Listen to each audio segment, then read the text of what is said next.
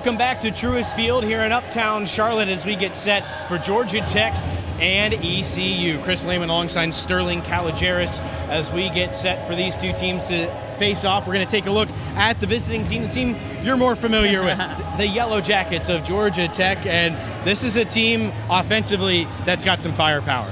Absolutely have to talk about Georgia Tech's top line. Cullen Dorcas, Jack Golick, and Sawyer Howe. Cullen Dorcas, elite playmaker. As soon as he got to Tech, immediately established himself as the leading point scorer. Yep. Jack Golick, last year's leading goal scorer, this year has been racking them up as well, especially on the man advantage. And then Sawyer Howe, the freshman sensation, had 4 goals against the Citadel just a couple weeks ago, followed it up with a 5-goal game against Princeton.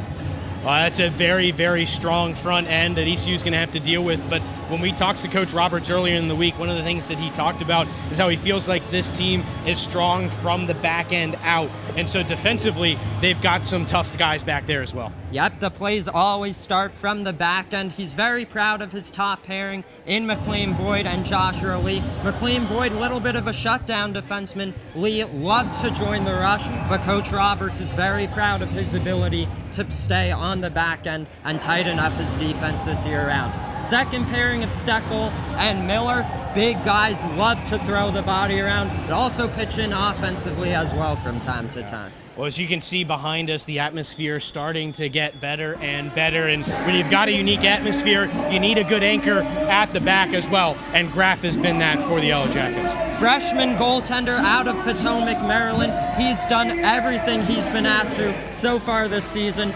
30 for 32 in his most recent game in Game 3 of the ACC Fall Classic. Well, Georgia Tech is taking to the ice. ECU will be not far behind them. We're going to step aside, and when we return, we'll take a look at the Pirates of East Carolina. Not long ago, many neighborhoods had diners where friends and family gathered for a fresh breakfast or a warm cup of coffee. Thumbs Up Diner keeps that tradition alive in Atlanta, blending an urban atmosphere with friendly service for a relaxing meal. From their homemade golden biscuits to famous skillet heaps, Thumbs Up serves diner favorites at prices that always hit the spot.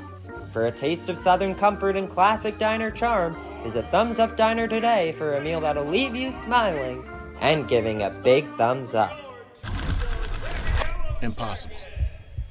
We love that word. It's a challenge to explore the unknown, to sculpt the skylines, to map the human mind, and propel humanity to the edges of Earth. At Georgia Tech, we are determined to forge a better tomorrow because the world is counting on us. Impossible. It's not just a challenge, it's a calling. Everyone has a community, a neighborhood, school, kids' teams, where you worship, work out, or any other place or group where you choose to belong. Communities can provide support when you need it, and even when you don't know you do. Like when it comes to preventing underage drinking and other substance use. Community members can be your eyes and ears when you're not with your kids and alert you to signs of potential problems. Learn more at talktheyhearyou.samhsa.gov. When you look at me, you might see a person with Parkinson's disease. But if you look closer, you'll see a warrior mom, an endurance athlete, someone with a lot of fight. Every 9 minutes, someone is diagnosed with Parkinson's disease. And every one of them can turn to the American Parkinson Disease Association. Look closer. My spirit is unshakable. Visit apdaparkinson.org to learn more and show your support today. For each life moment, your kids could get free or low-cost health coverage from Medicaid or CHIP. Kids up to age 19 are covered for checkups, vaccines, dentist visits, hospital care, and more. Your kids may be eligible now, even if you've applied before. And if they already have Medicaid or CHIP, remember to renew every year. Get started now at insurekidsnow.gov. Paid for by the U.S. Department of Health and Human Services.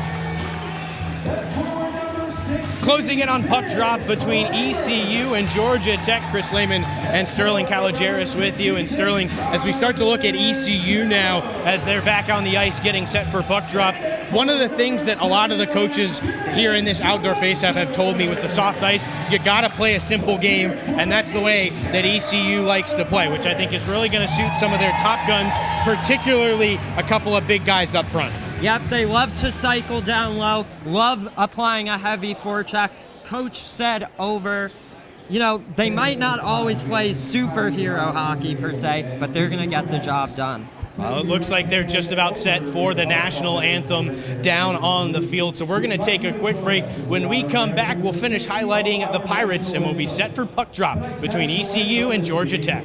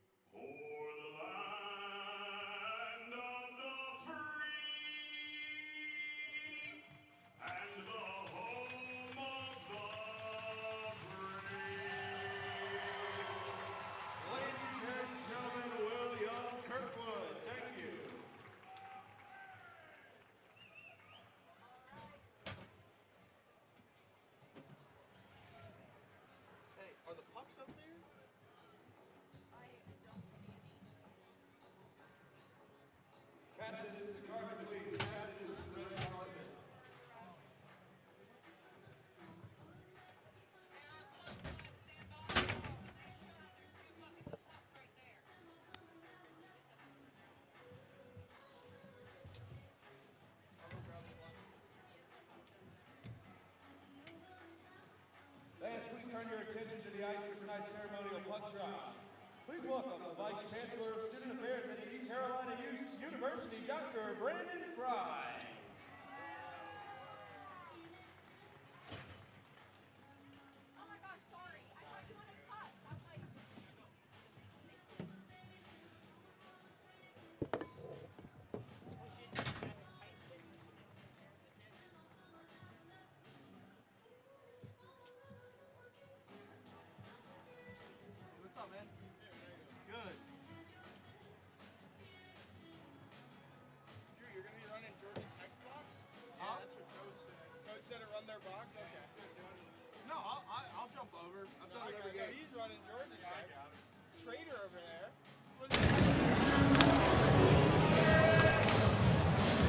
Well, we're almost ready to drop the puck between Georgia Tech and East Carolina. Chris Lehman alongside Sterling Kalogeris as we get set for the first of 3 games this weekend as part of the 704 outdoor face-off. And Sterling, we got a little bit cut off by the anthem there. The one other guy I think we wanted to highlight for ECU is in net. We talked about with an environment like this, you do want a steady guy between the pipes, and Schulmeister, who was ACCHL Goalie of the Year last year, is returning, and he could be that for them.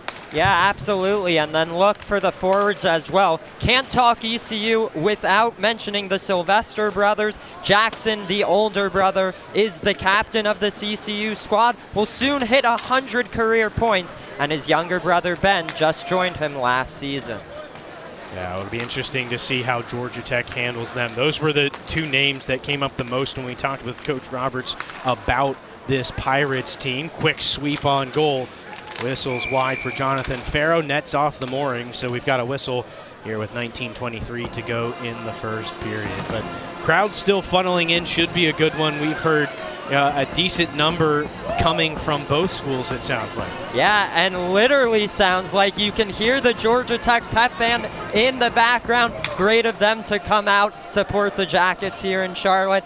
Same thing with all the ECU fans here in attendance tonight. Yeah, we talked about it a little earlier. They actually had vans bringing other club sports teams from Greenville across the state for this event. It is a special event for everybody at the university. Chip and chase game on for the Pirates. It'll be collected in that far corner and worked up the wall. The Jackets trying to clear. They're both teams actually in special uniforms for this game, as Georgia Tech in those kind of cream and navy colored uniforms. They will move from right to left across your screen here in the first period. In those all purple uniforms, the Pirates will move left to right. Here's a quick odd man rush for the Jackets. Shot sticked away by Shulmistra. First good chance for the Jackets. Knocked back in by Steckel and around the wall. Pinching in, it'll be held in by Levi Miller. Another awkward carom. We saw some awkward caroms off the boards in a couple of places last weekend. This one will give ECU a chance to clear, but it's icing. And we'll get a stoppage with 18:17 to go. Want to point out on that 2-on-1, that was Jack Golick taking the shot. As I previously mentioned, last year's leading goal scorer. This season so far, 15 games played, 10 goals thus far for the third-year sniper. That'll be an ozone draw for Georgia Tech. Shot from the blue line, hits somebody on the way through. Aiden Roy on the attempt there. Tech back in control at their own blue line. I think the big indicator of how this game is going, at least to me, as we get an icing call on the Jackets, is going to be how well Georgia Tech breaks out of their own end.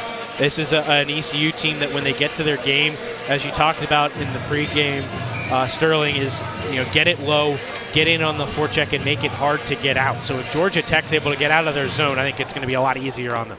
Quick shot off the draw, blocker save made by Graff. And Aiden Roy is one of those guys Coach Roberts mentioned. He's extremely proud of this year for his development. Really solid defensively, making the right reads. High slot shot there for Garrett Lewis. Ends up deflected wide. Held in at the point, though, and flipped down deep.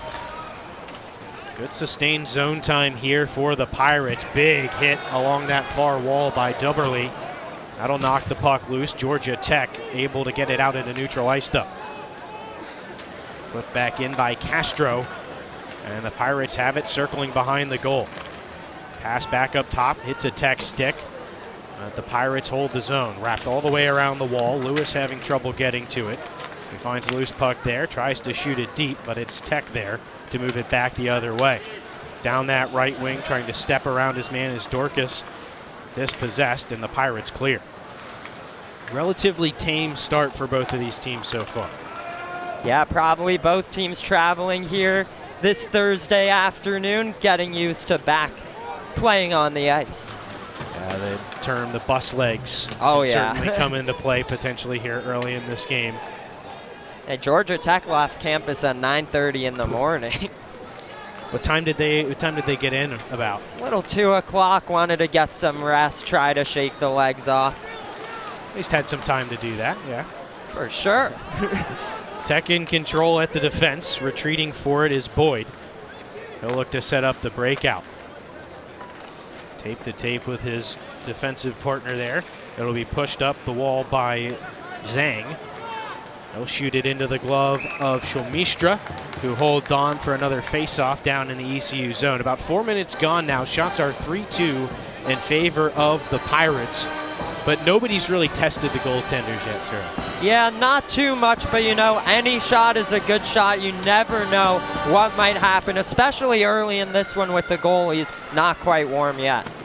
We saw that a few times in really every game last weekend. If you get it to the net, especially in these conditions outdoors where everything's not quite as controlled, you never know what could happen. Puck battle in the corner, clearing it out for the Pirates. believe that was Sam Stone who chipped it deep. And the Pirates in on that forecheck. Press to the wall there. Georgia Tech still able to clear. Breakout pass, though, misses its target. That was Keegan Goodell who couldn't corral. ECU takes back over at the defense. It's a little bit of a ping-pong battle here. No one has really been able to get possession of the puck since that one possession ECU had a couple minutes ago. But it is the Pirates who have kind of dictated. You talked about, what would the breakout look like for Georgia Tech. Right now, it's still trying to figure out the Pirates here. Yeah, and this is what both teams love to do. They both recognize the importance of playing well on the back end, preventing their opponent from getting some prime looks. They pressure hard, always on the forecheck, and you're seeing that early here tonight. Georgia Tech with some space to skate it out now. Right down the middle for Levi Miller. Work to the far wall. Now Prasanna can set up. He has 3 purple jerseys there, and it's Oliver Coughlin who takes it away. Now a little bit of a rush for the Pirates. Down goes a man into the netting. And we're going to get our first power play of the game. This is going to be a tripping penalty against Georgia Tech. And I believe that was Ben Took, perhaps, with the burst of speed. Beautiful work to drive to the net, draw that tripping penalty. And here's a big opportunity. Neither team has really had sustained pressure in the offensive zone. Here you go, man advantage early 5 minutes into this one. It was an easy call to make. Believe actually that was Jackson Sylvester, one of the guys we mentioned in the pregame. He's going to be dangerous. Guilty party was Josh Lee. And it'll be a 2-minute tripping penalty and the first power play to the Pirates. Shot deflects through the slot and wide, but ECU able to maintain control. And just as I say that, it slips out of the zone. They'll have to reset. And that's one thing that we saw last weekend for teams that weren't able to get off on the right foot on the power play and hold the zone. It got really difficult to get things set up. And part of that is that ice condition, that soft ice makes it a little bit more difficult to possess the puck into the zone.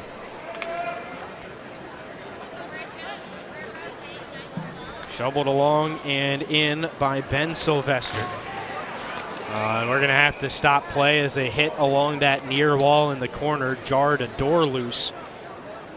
And so they're going to stop play. I believe this will be an offensive zone draw for ECU with 1 minute and 14 seconds left on the man advantage. You got to look up close there at the latch as they try to adjust that, make sure we don't have anyone going through the boards tonight.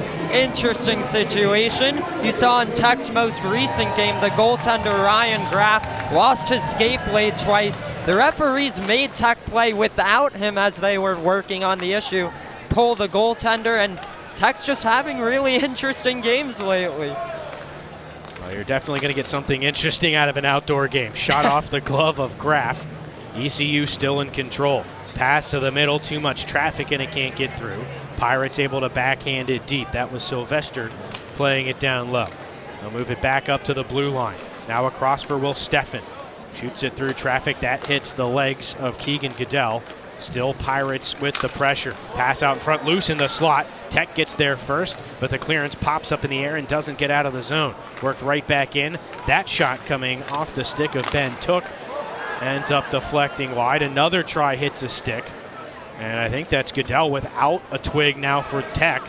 But they're able to clear and alleviate some pressure down to 20 seconds left on the man advantage. And great save made in tight by Ryan Graff with the blocker, their turnover. Oh, and here's a chance shorthanded. Dorcas walking in, and it's fought off by Shulmistra.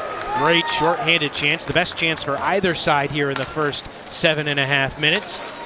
As the power play coming to an end with Lee out of the box. Shot easily handled by Graff. The rebound lifted over top by Sylvester. ACU still established in the zone. Nice play from behind by Sawyer Howe to knock it loose. Jackets back up ice, left at the top of the near circle. Dragging in Dorcas, leaves it behind the goal. Trying to set up there, Golick. And he has it taken away. Pirates able to skate it out in the neutral ice before they lose control. Loose at the Tech blue line though. Collected now by Sylvester. A one-man forecheck as Golick gets to the loose puck. Gets it up for Dorcas. And again, ECU playing strong at their offensive blue line. Little note on the special team situation we just saw with that shorthanded look from Cullen Dorcas. Just a few weeks ago, starting in the game against Georgia for Tech, Coach Roberts has elected to create a PK unit of Golick and Dorcas, two of their top line players. And so what you see is if Tech's able to chip it up high, these two guys can make you pay going back the other way. I believe that's what the new term for that they've come up with is the power kill. Ah. Starting to see a lot of teams at higher levels put some of their higher skilled guys out there on the kill so that they can try and capitalize on shorthanded opportunities as they arise. Puck gets stuck on the side of the Georgia Tech net, so we'll get a stoppage with 11:15 to go here in period number 1. Still looking for our first goal, but we're starting to see the goaltenders tested a little more, Sterling. Yeah, Shulmistra making a couple great saves on Golick at the beginning of the game. We just talked about the Dorcas look. Ryan Graff, you need your goaltender to be your best penalty killer. Unbelievable save he made with the blocker in tight on that first ECU at 10. Well, the Pirates right now out shooting Georgia Tech 10-5. Chance in front. The backhander doesn't get through. It'll be collected by Sylvester. That's Jackson Sylvester, who had that last backhand try. Just looking for space right now. Nifty move in the neutral zone. He'll walk it into the O-zone now. Pestered from behind. Oh, it deflected just wide off a skate. And it was oh so close to the Pirates' first goal of the game. Now it's Georgia Tech's chance to move forward. Molnar has it knocked off his stick along the far wall. It'll be shoveled out by Sylvester. A bouncing puck now being chased down by Jace Hansen. And I think they're going to blow. I'm not sure if it was offsides, maybe, but we'll get a stoppage. And here's another look at that last chance as Sylvester played it through and it trickled just wide of that post. What a phenomenal play from him. You see why he's so dangerous. Scored the most recent overtime winner for ECU against James Madison in Game 3 at the Fall Classic. Approaching the halfway point of this first period, we'll get a chance to talk to our third member of the broadcast crew at the next stoppage. Kendall Smith is down ringside. Right now, ECU carrying the play in the offensive end, pinballing through traffic. It's handled nicely by Graff. And as we get a whistle, we'll check in with Kendall. Kendall, how's it going on down there at field level? Yeah, guys, an ice update. I spoke with Troy Rodriguez, the director of special events for the Charlotte Knights, who helps to oversee the ice here, and he told me that he feels much better about the ice conditions this weekend compared to last. He said the ice crew found the optimal temperature for the rink, and that's 14 degrees, which oddly enough has the chillers operating warmer than last weekend. He said even though the ice melted more during the day because the chillers were warmer, it actually froze a lot stronger. So the ice looking great down here, guys, for this weekend. That's fantastic to hear, and just as we come back, it's the Yellow Jackets on the board first, 1-0.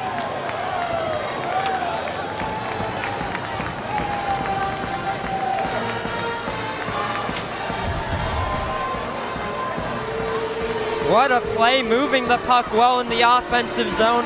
Rene Prasanna getting that puck on the far side of the goal.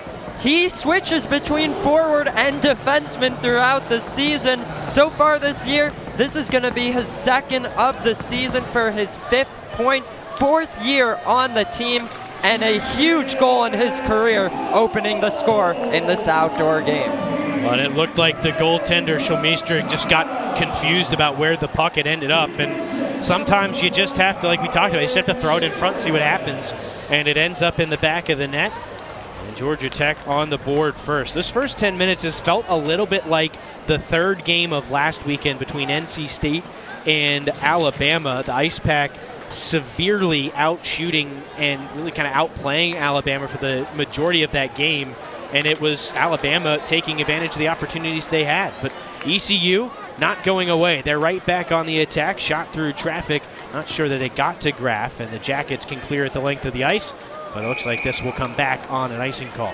Yeah, to that point, you're seeing on the Truist Field scoreboard here, shots on goal currently listed 13-6 in favor of the Pirates. All it takes, of course, is just one shot beating Graff to have a tie game once again, and they have not gone away since giving up that goal. Good pressure last shift from them. ECU wins the draw. They've been the victor more often than not in the face-off circle so far. Part of the reason I think they've been able to maintain zone pressure as much as they have. Clearing, pass handled, but a heavy hit late at the red line. A punishing hit at that on Thomas Verreau. The Pirates right back to work. Another one laid in the slot. I think that was the same man in Keegan Goodell who laid both of those hits. Tech back to work on the attack. Behind the goal, it's left for Keshner. Pass out in front, and they score. It was Goodell laying the hammer at one end with a couple of big hits, and he puts one on the scoreboard at the other end. Just as you were saying, Coach Roberts talked at length about the importance of this Tech second line. Big bodies out there in Goodell, Degli, Umberto, and Keshner. This play starts in the defensive zone with the big turnover caused by the big Goodell hit, and they get that puck into the O-zone. Just a couple seconds later, they throw it in front. 2-0 Tech just early in the first. Those goals coming 1 minute and 32 seconds apart. Jackets right back on the attack. Golick trying to force his way through 3 Pirates and gets a shot away. But Shomistra will hold on for a face-off in the Pirates' end. And it'll be interesting to see how ECU responds here. They've gotten off to a really good start this game. It feels like they played exactly how they want to, Sterling. They just haven't had the results. For sure, you can't go away yet. Still the first period. Their coach was talking a lot about the importance of this game, even though it's a fun atmosphere outdoor game. This is a huge divisional game for both of these teams. You're only down 2 in the first period. You're out shooting your opponent. Keep at it. Let's see if the tide will turn. Well, we're starting to see a little bit more zone time for Georgia Tech. Steckel was upended trying to skate it into the zone. Pirates move it back up ice, chip down the right wing and in. It'll be tracked down by Levi Miller of Georgia Tech. He'll skate it back behind the goal. Backhand pass up the wall. That was intended for Steckel, and it escapes the zone as it gets past him. Now it'll be walked in Dorcas looking for a shot and getting a stick. In front of it was Owen Caputo of the Pirates. Could have been another great chance for one of those top line guys of Georgia Tech. Yeah, they've been buzzing around all first period thus far. Really impressed by their performance. Shomistra will clear the zone himself for ECU. Chipped right back in by Steckel. And the Pirates will restart the breakout. Just under 7 minutes to go in this first period. It was relatively quiet for the first 10, but 2 goals about 1.5 minutes apart for Georgia Tech has put the Jackets in the driver's seat at the moment, and now they'll have an offensive zone draw on the icing call.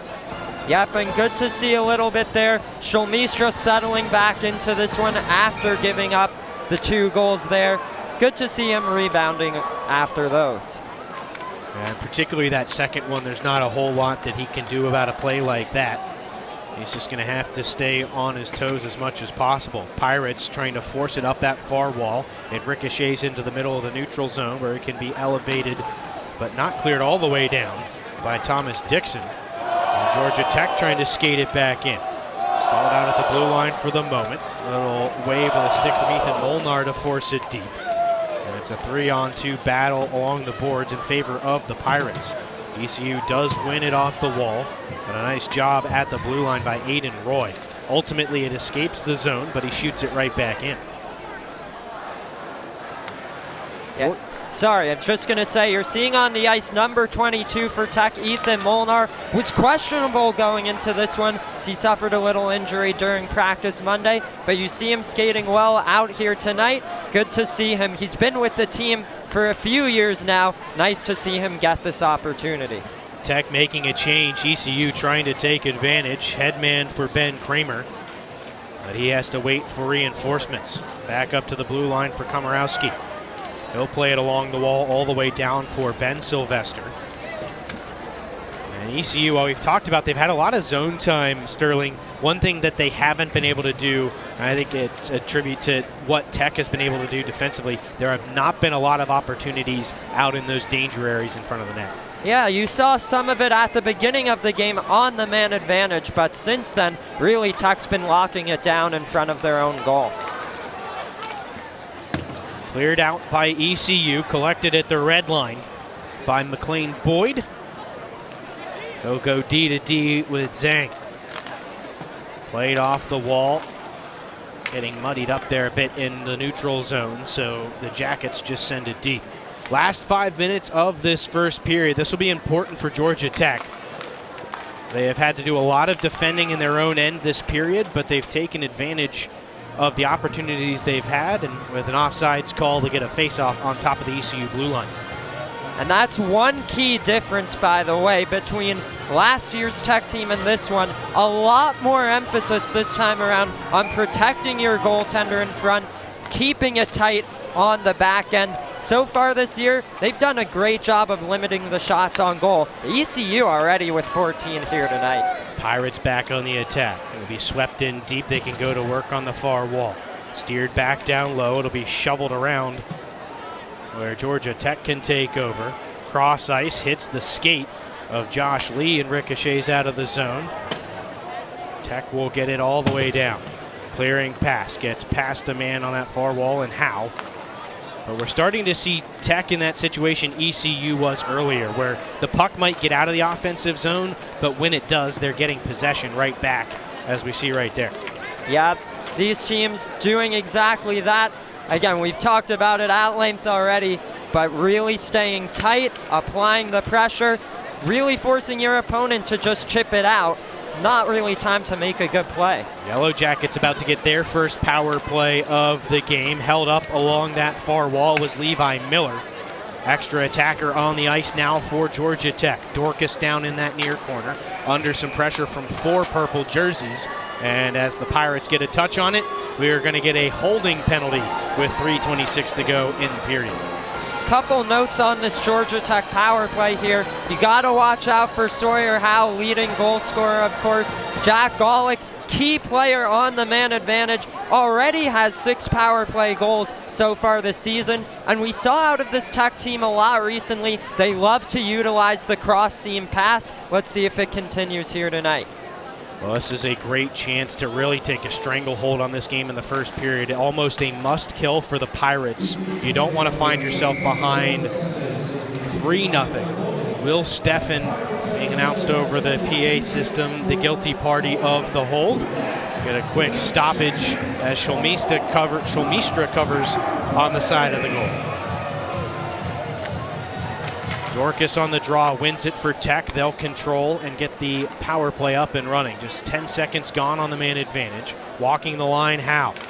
Looking to spin back up top, has some trouble, so he hands it off to Dorcas, who feeds it for Boyd. Back to Dorcas. 3 minutes left in the period. Boyd across.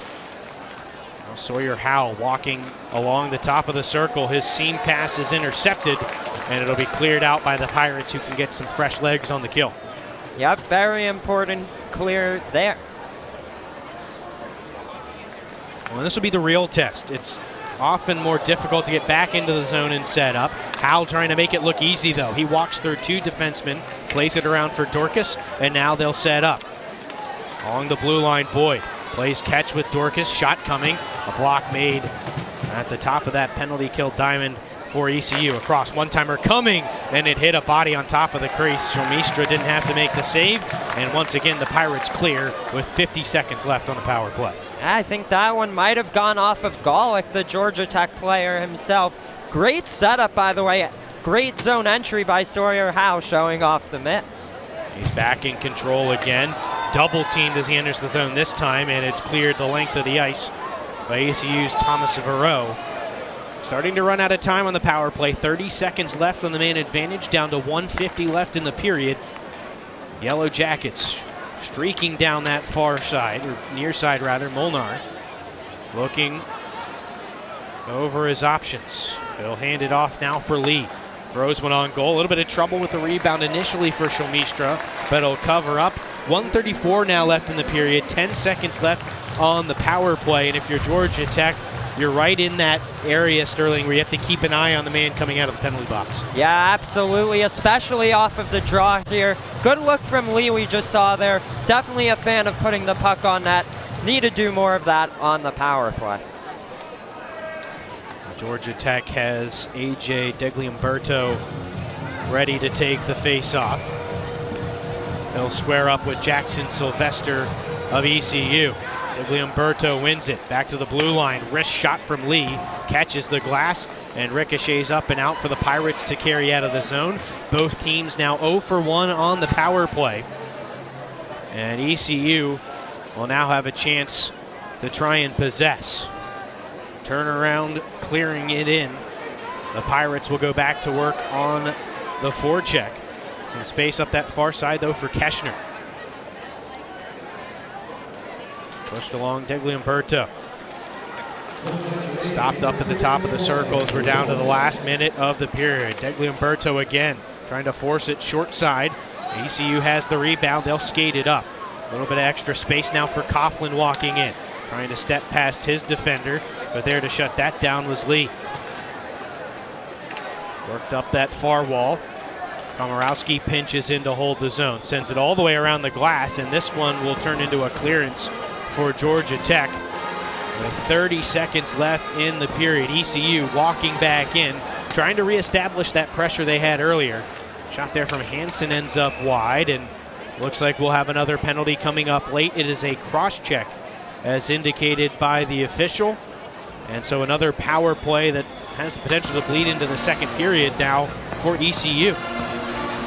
Just about a minute ago or so, we saw in the Georgia Tech offensive zone, sneaky chance from the captain, A.J. Degliumberto, trying to stuff it in on that short side. The captain is very hot as of late. 3 goals, 3 assists for 6 points in the 3 games played at the ACC Fall Classic.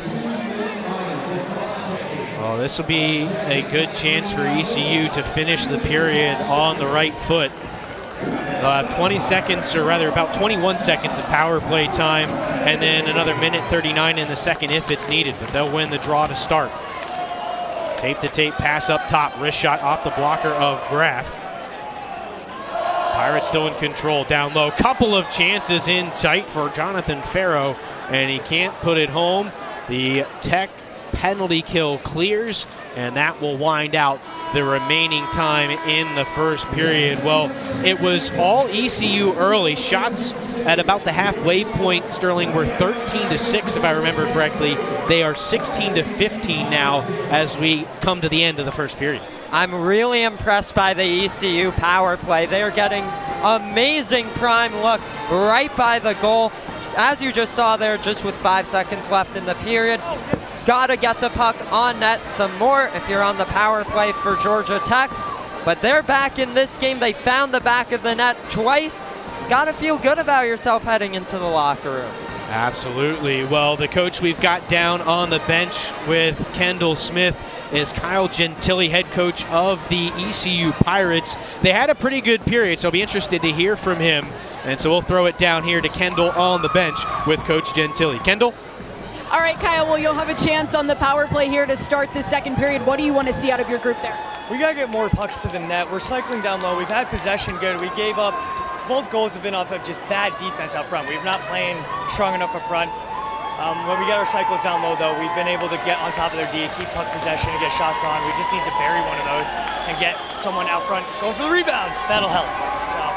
Yeah, net front presence, certainly. Just what are you going to tell your group in the locker room here? We'll let the captains handle them for a couple minutes, then Coach and I will go in there. We'll go back over our 4 points that we do every game. We do like 4 specific things we're looking for, and we'll reiterate, pucks in deep, get your cycles, guys. We suck as a fast break team going up the ice. We are great cycling out. You mentioned that you wanted to see a gritty forecheck from your team in this game. How would you assess the way that's going right now? Forecheck's been pretty good. We have some of our second lines of the forecheck are up too high, so when they get pucks chipped out quick, we're getting odd man rushes the other way, but we have been back checking okay. It's just been when they're in their zone and we get people changing at weird times, stuff like that, we've been outnumbered in front and not playing strong enough out front. Big opportunity to start this next 20. Thanks so much. Yeah, I think the boys come out with the right mentality, I think they'll score on it. Coach, thank you. Appreciate it. Guys, back to you. Thank you, Kendall. I will say Coach Gentili, I think, was one of the most fun coaches to talk to this week when we were getting ready for these games, and you can see why. Very honest. He will not sugarcoat anything, and I think he was spot on. He saw about what we saw, Sterling. His team was good on the forecheck. They just didn't finish in front of the net. Yeah, absolutely. And like he mentioned, same thing on the power play here. We'll see if they're able to cash in at the start of the second period, but some good looks thus far. Absolutely. We're going to take a quick break. When we come back, we'll take a look at what happened in period number 1. 2-0 Georgia Tech after 20 minutes. After 20 minutes, it's the Georgia Tech Yellow Jackets leading the ECU Pirates 2-0. Chris Lehman alongside Sterling Colgeris with me as we get set for the second period. Right now, we're going to take a look back at period number 1. And in period number 1, Sterling, it was really about the start for ECU. They got off to a really good start. They played really almost exactly how they wanted to. They just couldn't find the net. Pucks on net was the key to them. We said just earlier they were out shooting the Jackets 13-6 midway through the first. Had a great look on the power play. Ryan Graff was equal to the task, though. Yeah, Graff made a couple of saves early in the game that kept Georgia Tech from falling behind. But I talked about it as well, particularly after that first goal from Georgia Tech. This game has felt a little bit like the NC State-Alabama game last Saturday, and Georgia Tech really took advantage of the opportunities they had, and they put in a couple of goals a minute and a half apart about halfway through the period that are the difference right now.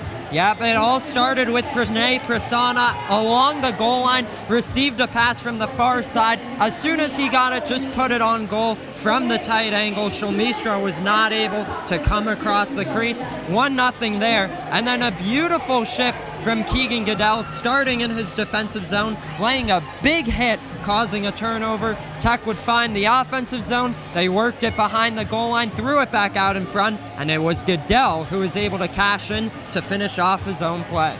Yeah, I would say really strong middle portion of the period for Georgia Tech. You could see them tip the ice back the other direction. They started to spend more time in the offensive zone, but you got to give credit to ECU. They didn't just crumble after giving up 2 goals, despite the fact that, as we could see, and I'm sure as they felt, they were playing like the better team, and as a result, they were able to pick up another power play, and they've still got about 1:40 left on that.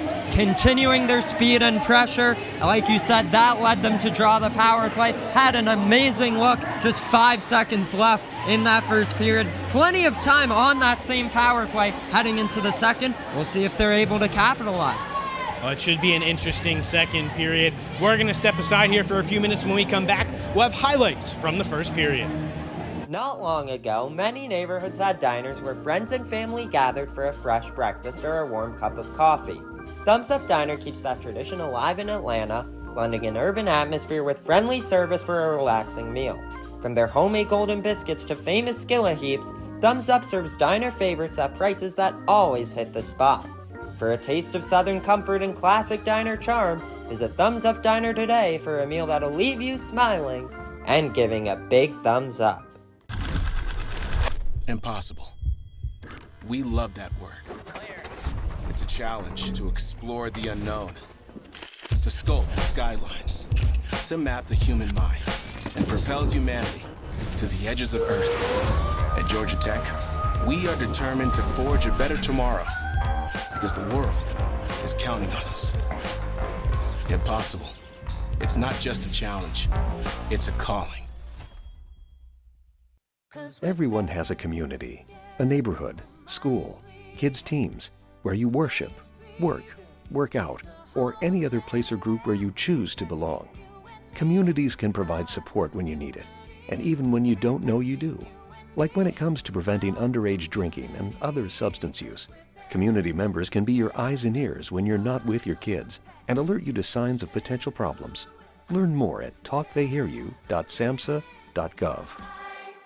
When you look at me, you might see a person with Parkinson's disease. But if you look closer, You'll see A warrior mom. an endurance athlete. someone with a lot of fight. every 9 minutes, someone is diagnosed with Parkinson's disease. And every one of them can turn to the American Parkinson's Disease Association. Look closer. My spirit is unshakable. Visit apdaparkinson.org to learn more and show your support today. For each life moment, your kids could get free or low-cost health coverage from Medicaid or CHIP. Kids up to age 19 are covered for checkups, vaccines, dentist visits, hospital care, and more. Your kids may be eligible now, even if you've applied before. And if they already have Medicaid or CHIP, remember to renew every year. Get started now at insurekidsnow.gov. Paid for by the U.S. Department of Health and Human Services.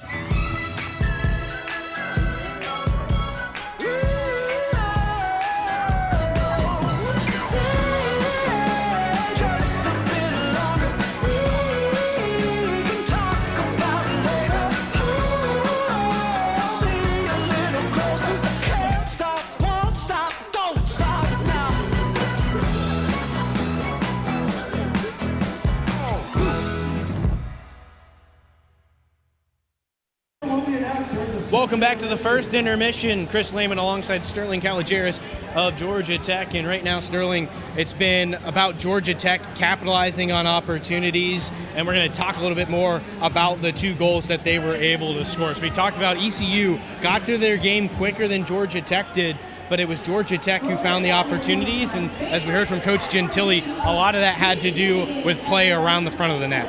Yes. Well, first of all, shout out to the Georgia Tech penalty kill. It wouldn't have been a 1-0 Tech lead if they didn't play so well, especially Ryan Graff between the pipes. But on that first Georgia Tech goal, as we said in the first period, Rene Persano is a guy who's been with the team for 4 years. Second goal of this season so far. Beautiful work, just moving the puck around. This is something East Carolina is known to do, is to move that puck well, cycling in the O-zone. Georgia Tech doing exactly that, and it's a 1-0 game thanks to the cycle and the good finish from number 14. Yeah, and one thing that you can't do after you score a goal is take a breath and take a second and enjoy it. And Georgia Tech did not do that. They got right back on the gas, and they ended up about a minute and a half later doubling that lead. And it was really an end-to-end play from Goodell. Both teams said they need to show the pressure, good forecheck. Keegan Goodell with a monster hit in his defensive zone, as we said earlier, led to the turnover. Georgia Tech playing well on the rush. That's something East Carolina, they say they want to play well in the offensive zone. Georgia Tech has some very good, skilled guys who are able to lead a rush. Keegan Goodell got it forwards to his teammates in Doug Lamberto and Keshner. They got it in deep, sent it back in front. 2-0 just like that. Absolutely. And as we've talked about, ECU does have the chance with the power play to start period number 2. We're going to talk about that and what the Pirates can do to climb back from this 2-0 deficit when we come back. But right now, it's 2-0 Georgia Tech. I think we were pretty close on.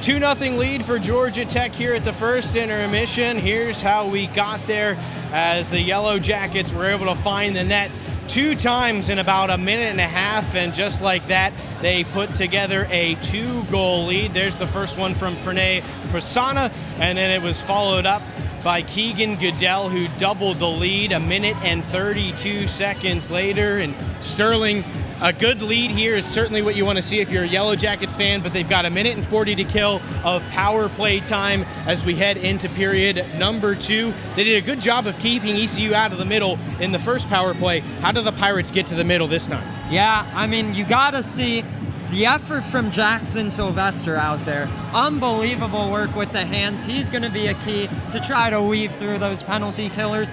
But it's not like ECU didn't have their opportunities. Yep. On 2 separate occasions, they were able to throw it right out in front into that low slot, put the puck on net, and Ryan Graff just made the saves. Keep doing more of that, and you never know, might get back in this one. Well, it's going to be an important minute and 40 seconds for the Pirates when they return to the ice here in a few minutes. 2-0 Georgia Tech as the Pirates and the Yellow Jackets take the ice when we return. Not long ago, many neighborhoods had diners where friends and family gathered for a fresh breakfast or a warm cup of coffee. Thumbs Up Diner keeps that tradition alive in Atlanta, blending an urban atmosphere with friendly service for a relaxing meal. From their homemade golden biscuits to famous skillet heaps, Thumbs Up serves diner favorites at prices that always hit the spot. For a taste of Southern comfort and classic diner charm, visit Thumbs Up Diner today for a meal that'll leave you smiling and giving a big thumbs up. Impossible. We love that word. It's a challenge to explore the unknown, to sculpt skylines, to map the human mind, and propel humanity to the edges of Earth. At Georgia Tech, we are determined to forge a better tomorrow because the world is counting on us. Impossible. It's not just a challenge, it's a calling. Everyone has a community, a neighborhood, school, kids' teams, where you worship, work out, or any other place or group where you choose to belong. Communities can provide support when you need it, and even when you don't know you do. Like when it comes to preventing underage drinking and other substance use. Community members can be your eyes just and ears rambling, when Rack. you're not with your kids and alert you to signs of potential problems. Learn more at talktheyhearyou.samhsa.gov. When you look at me, you might see a person with Parkinson's disease. But if you look closer, You'll see A warrior mom. an endurance athlete. someone with a lot of fight. every 9 minutes, someone is diagnosed with Parkinson's disease. And every one of them can turn to the American Parkinson Disease Association. Look closer. My spirit Is unshakable. Visit apdaparkinson.org to learn more and show your support today. For each life moment, your kids could get free or low-cost health coverage from Medicaid or CHIP. Kids up to age 19 are covered for checkups, vaccines, dentist visits, hospital care, and more. Your kids may be eligible now, even if you've applied before. And if they already have Medicaid or CHIP, remember to renew every year. Get started now at insurekidsnow.gov. Paid for by the U.S. Department of Health and Human Services.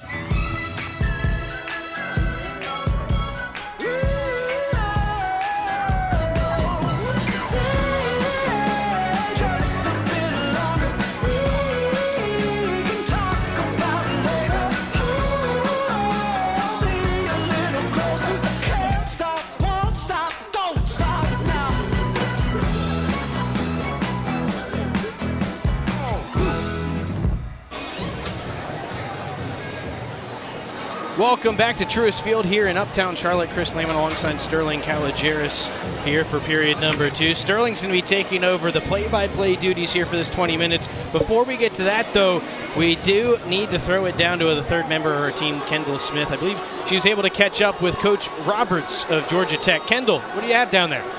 Yeah, guys, I spoke with Colin Roberts between periods, and he told me he actually thought his group got off to a slow start in the first period, but he was happy with how they rebounded. He said he liked how they established the forecheck, and actually both of those goals in the first period coming off of the forecheck. He said he wants to see his team continue to get pucks deep here in the second period, and he's confident they can find a couple more goals in this next 20, guys. Thank you, Kendall. Well, yeah, as we said midway through the period, ECU is out shooting the Jackets 13-6, but yes, a very nice rebounding effort from Georgia Tech midway through. Second period underway here at Truist Field. Georgia Tech plays it all the way down the ice. As a reminder, East Carolina on the power play for a minute 30 here to start off the middle frame. They look to break it out, but send it all the way down the sheet. That one's going to be an icing early on the Pirates.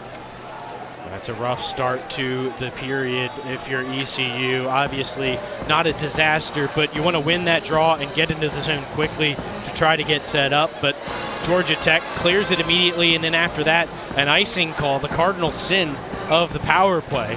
And you have to come all the way back down to the other end.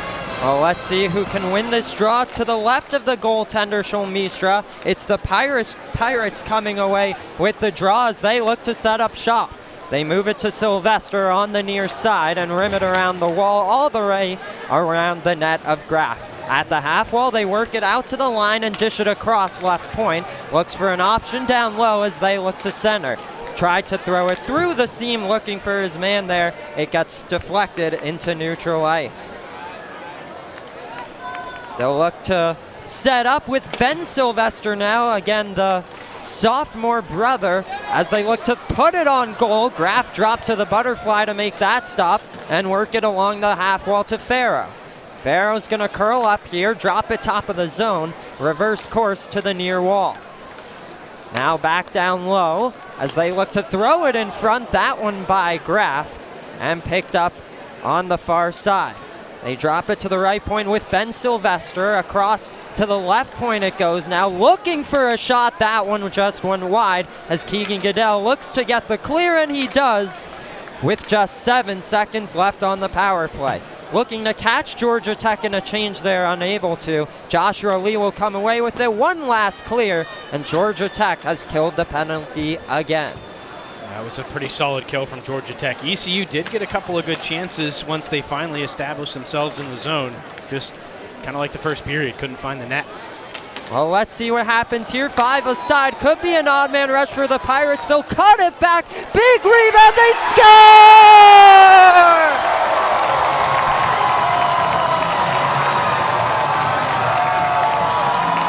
Big rebound available, and it's Will Steffen depositing it for ECU's first of the night.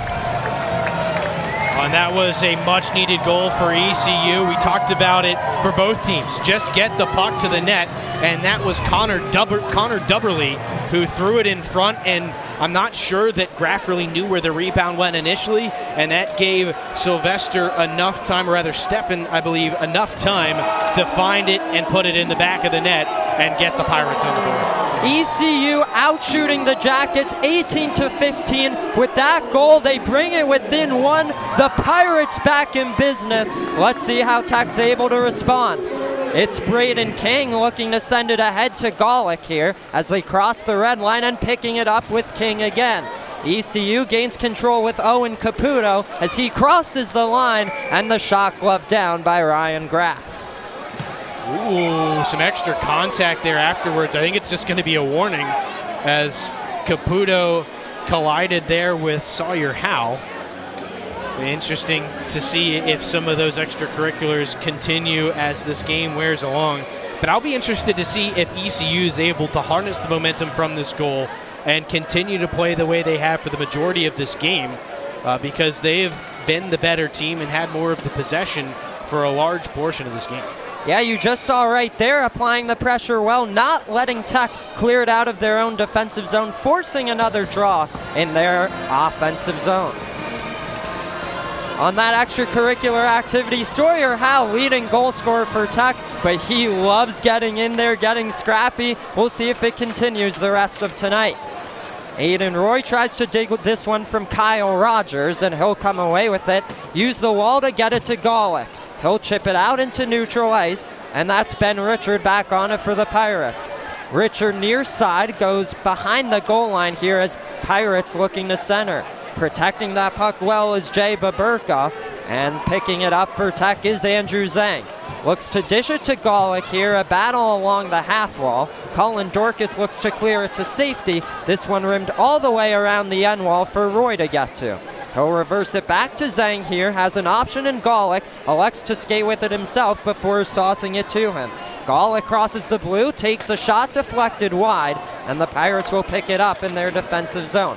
Golick laying a hit there, and digging for that puck is Dorcas as well. This one's going to be played in control of Jonathan Farrow.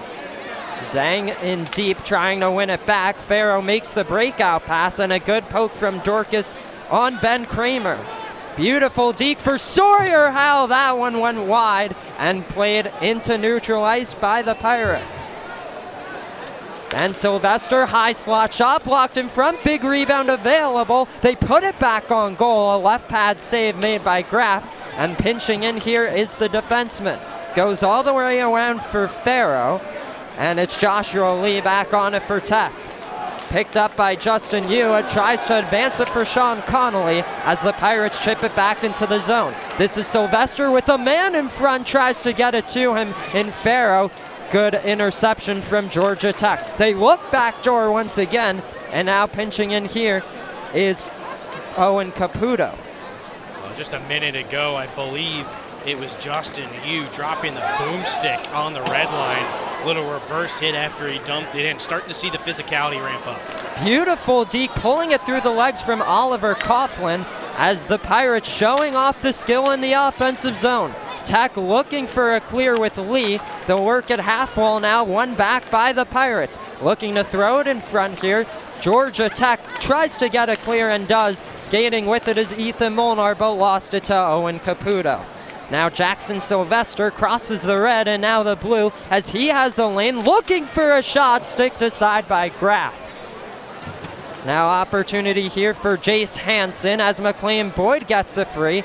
Golick looking for an option in Sean Connolly, finds him, but now back with ECU. There's a shot seen well and saved by Ryan Graff.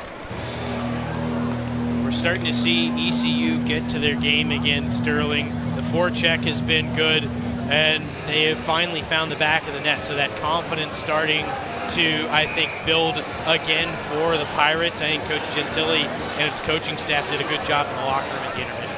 Yep, for sure, Chris. Pirates pulling away on the shots on goal, 21-16 now, as they're still playing with that puck in the offensive zone. They look to redirect it back on goal. It pops free, a kick save made by Graff as the Jackets look to get it out. Advancing this ahead is Andy Hildrum. Good play to win it back, and they put it in deep with Connor Dubberly. Dubberly looking for an option, spins onto his backhand. Now Will Steffen, the ECU goal scorer, hopping over the stick of the defenseman there, and so it'll be played back in deep as the Pirates go for a line change. Greg Steckel thinks about an option, plays it to his defenseman and Levi Miller, connects up ahead with Pranay Prasanna. Gets into that offensive zone, looking for a shot. It went wide of the net, and Colin Chambliss tries to keep it in. Advancing that puck ahead is ECU. 1-on-2 situation, a good back check there from Chambliss to knock his man off the puck. It's Pranay Prasanna back on it. Across ice feed it goes to Andy Hildrum. Good work for the Pirates, getting it back in control, and it's Thomas Dixon. Goes for a toe drag, read well by Chambliss, gets it ahead, and the Pirates look to set up shop again. Rimmed around the wall, and one back for Tech by Greg Steckel. The defenseman cannot hold the line. They're going to look to send it back in deep once more. Curling up here is Ben Sylvester into the center ice circle, and he'll work it in deep. Miller back with Steckel here. Steckel on the backhand dishes it to Miller, and forwards to Prasanna. Prasanna looks to throw it in front. That's Zach Keschner, has Degli Umberto with him. Now backhands it around, forces the goaltender Shulmistra to make a play. We talked about how ECU has carried the play a lot here in this second period. The shot totals show that as well, 7-1 in favor of the Pirates. There was a good look and a nice blocker save made by Shulmistra. Levi Miller with the step here as he stays with the puck looking for a pass, rims it into the slot towards Degley. Umberto in front, the puck is free and Keshner tries to jam at it. Good goaltending from Jackson Shulmistra.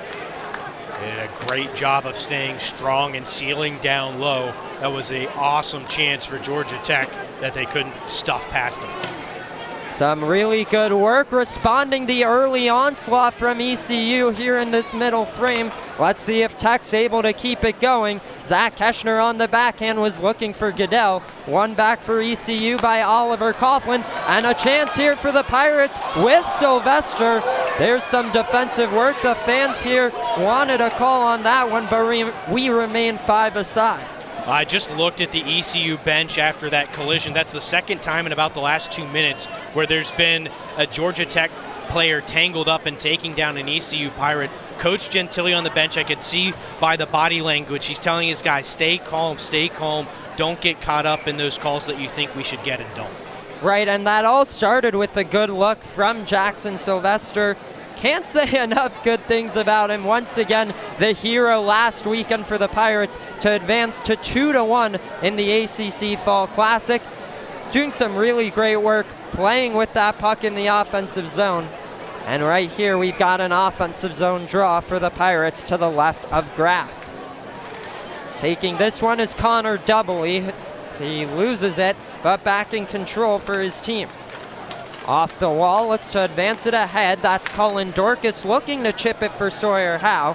And played right back in deep on target. Graff will steer it aside to King. Uses the glass as his friend, kept into the zone here. Turned over to Jack Golick, and now Cullen Dorcas. Far side, that's Howe. Takes a shot. Good block there. And the Pirates looking to spring a 2-on-1. Here they go. Looks for the shot. A big save. The rebound blocked by McLean Boyd. Amazing opportunity for ECU. That's another golden opportunity for the Pirates. Great play by the defenseman in Boyd. Maybe a little bit lucky at having his leg in the right spot to stop that rebound. Here could be another odd man rush and a kick save made by Graff. Pirates buzzing here. A block in front by Boyd. Almost a great look for Ben Richard in alone in the slot, but it's Sawyer Howe on the counterattack. Takes a big hit there, but got that puck in deep. Rimmed around the wall, and it's Boyd at the left point. Steps in, takes a shot, deflected in front. That one towards the crease. Looks like Shulmistra's got it covered. Oh, that was a wild sequence of events in that last segment, and I thought we might see a floater get past Shulmistra there on the deflection. But I'll tell you, they need to send a memo down to that ECU bench. Stop trying to hit Sawyer Howe. It doesn't work. Well, this is exactly what Sawyer Howe does. Tries to get into his opponent's heads. Looks like it's working here tonight. Some good work trying to engage his opponents for the top line player. That's Molinar, 50-50 puck. And skating it ahead is Owen Caputo. Caputo gains entry, takes a shot deflected wide. That was Ben Kramer. And a chance here for both teams. Along the goal line was loading up a shot, but it's Sean Connolly looking to tap it to Eli Rubin. Held into the zone and now skated out there by the defenseman Joshua Lee. Forces the ECU defenseman to make a play. Opportunity here for the Pirates.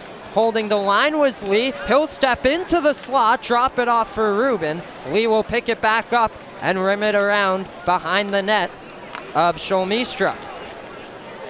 Looks for the cross-ice feed there. Tapping it in forward was Ben Kramer. And now Levi Miller for Georgia Tech.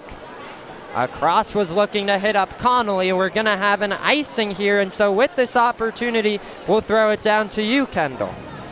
Yeah, guys, appreciate it. You know, you were just talking about Kyle Gentile, and he has such a unique story and how he came to ECU. He actually saw the job posting on Indeed.com to be the head coach for ECU's club hockey team. He applied, had a video interview while he was living in Connecticut, got the job, quit his job as an EMT, and now is here with ECU. So what a story for him to get to this point.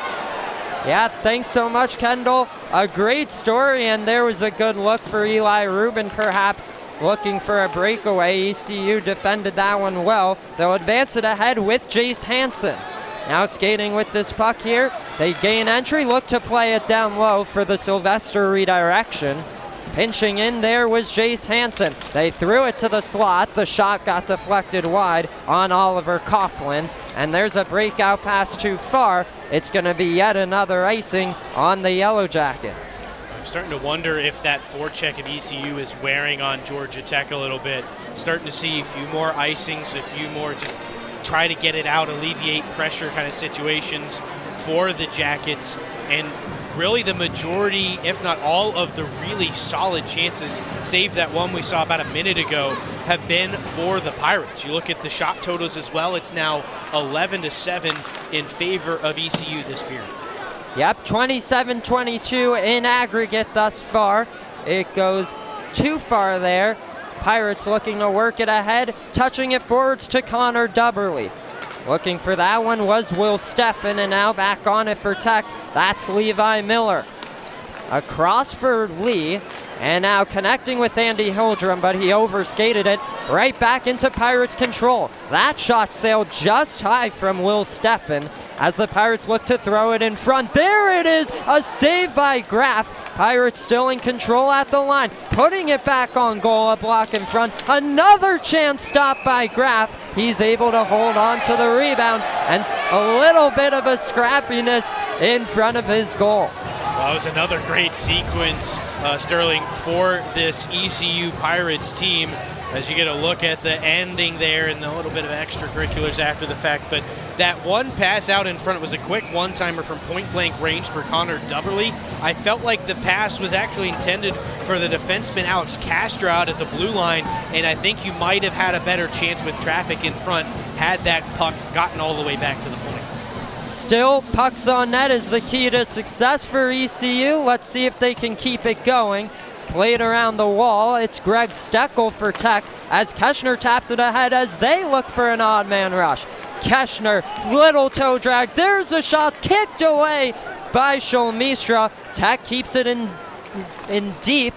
The Pirates look for the clear, and they'll get it, forcing King to corral. Jay Baburka was the man in front for ECU that cleared away that rebound. It was sitting there waiting for a Yellow Jacket to put it in the net.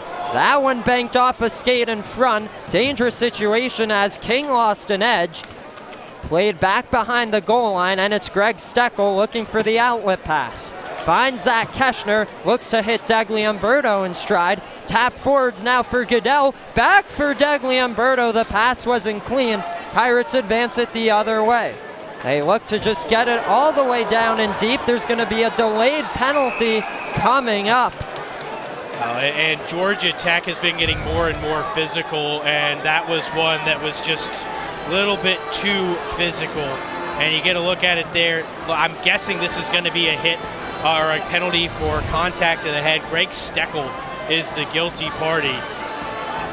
Well, Chris, we talked a little in the pregame about this Georgia Tech second defensive pairing in Miller and Steckel. Some big bodies out there. They're really good at hitting their opponents, knocking them off the puck.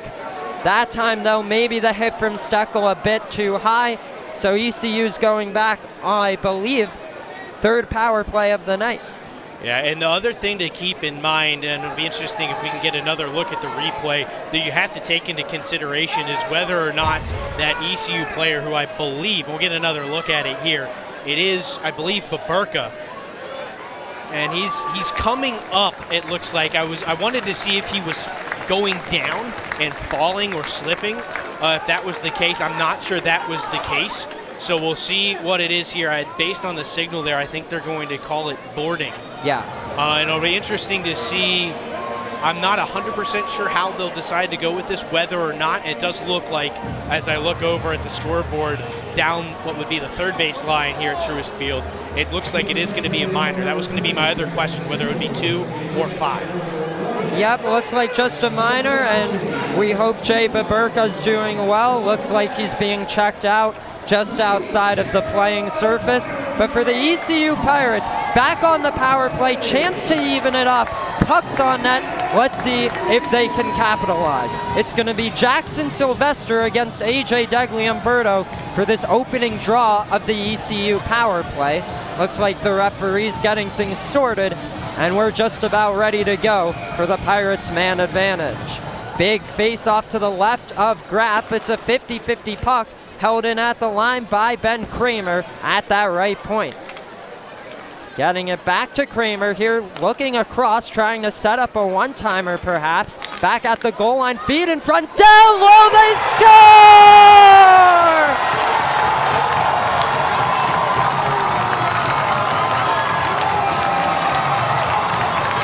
The Pirates capitalize on the special team situation just like that. It's 2-2.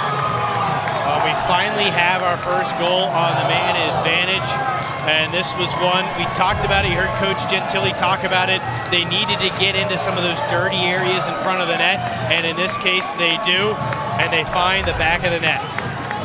Looks like it was Sean Komorowski who puts that one home. So great work from the defenseman at the goal line there as Tech looks to respond with a shot and a stop made by Sholmistra. But this is exactly what we've been talking about. ECU has looked really solid on the power play. They've been trying to get back into this game. Pucks on net on the power play. They cash in this time, 1 for 3, and we're tied at 2. Pirates looking for more with the stretch pass, 2-on-1 opportunity. There's a shot and it goes just wide. A good look from Ben Sylvester. Cullen Dorcas looking to advance it to Jack Golick here. Regaining control is Ben Kramer. That one deflected out of play, and so a face-off coming up in the Tech defensive end. Well, it's gut check time now for the Yellow Jackets, I would say. They were able to get away with not their best period and a 2-goal lead in the first, but ECU starting to find the back of the net. You can see the confidence coming. You can see the opportunities coming, and the Jackets are going to have to find a way to flip the script. It's been all ECU so far in this second. The one-timer from Coughlin went wide. Another one deflected wide. It's Sylvester down low, getting poked by Aiden Roy. Back in control with Oliver Coughlin. That one into neutral ice. The Pirates look to re-enter here. They'll chip it in deep, looks towards the net of Graff. Aiden Roy gets to it, and he'll play it to Sawyer Howe. That's Sylvester in the skates of Howe. Howe tries to dig it free. Here's a backhand, goes wide. A good look in tight. Pinching in is the defenseman, and it's Andrew Zhang. And now Aiden Roy for the Jackets. Reverses course, will drop it back off to Zhang as he chips it to Jack Golick. That one off the side of the net, forces Graff to cover up. Well, I think we have some good news about Jay Baburka of ECU. I had my eyes on him down across the ice, and it looked like he was just getting cleaned up. I think the hit more than anything, the helmet ended up cutting him around his forehead. It looked like he was getting touched up there, and I believe I saw him climb back over and onto the ECU bench, so I wouldn't be surprised if we see him out there here in the near future.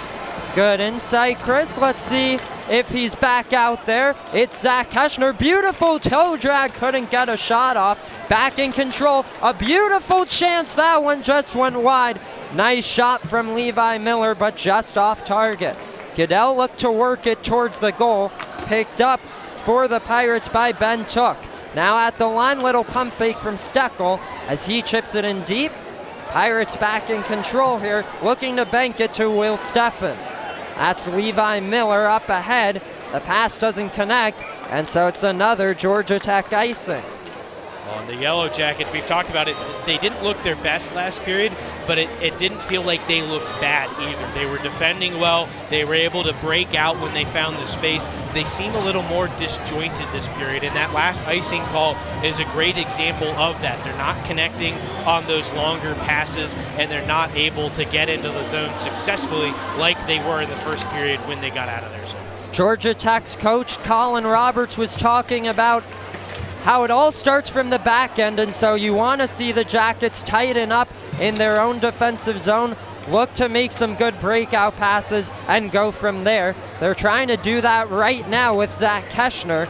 This one cleared by the Pirates. Back in control is Thomas Dixon. Dixon chasing after that one with Levi Miller. Dixon remains in control, and now for Tech, it's Keschner backhanding it forwards towards Goodell. Dixon looks to play it back into the O-zone there, and winning it back for ECU is Ben Richard. Across it goes, and going for a skate is Caputo. Tries to work around two, a big hit laid by Levi Miller.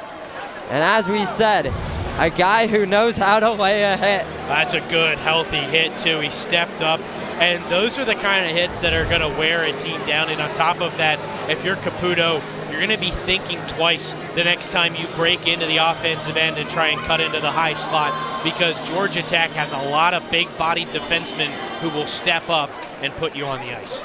For now, it's Braden King behind his own net, looks for an outlet pass, finds it in Sean Connolly, and now that's Ethan Molnar. Tries to work around his man, couldn't quite bring the puck all the way with him. ECU gets the clear, will force Aiden Roy to pursue. Has an option in Braden King to his left, hits him up, and now King on it.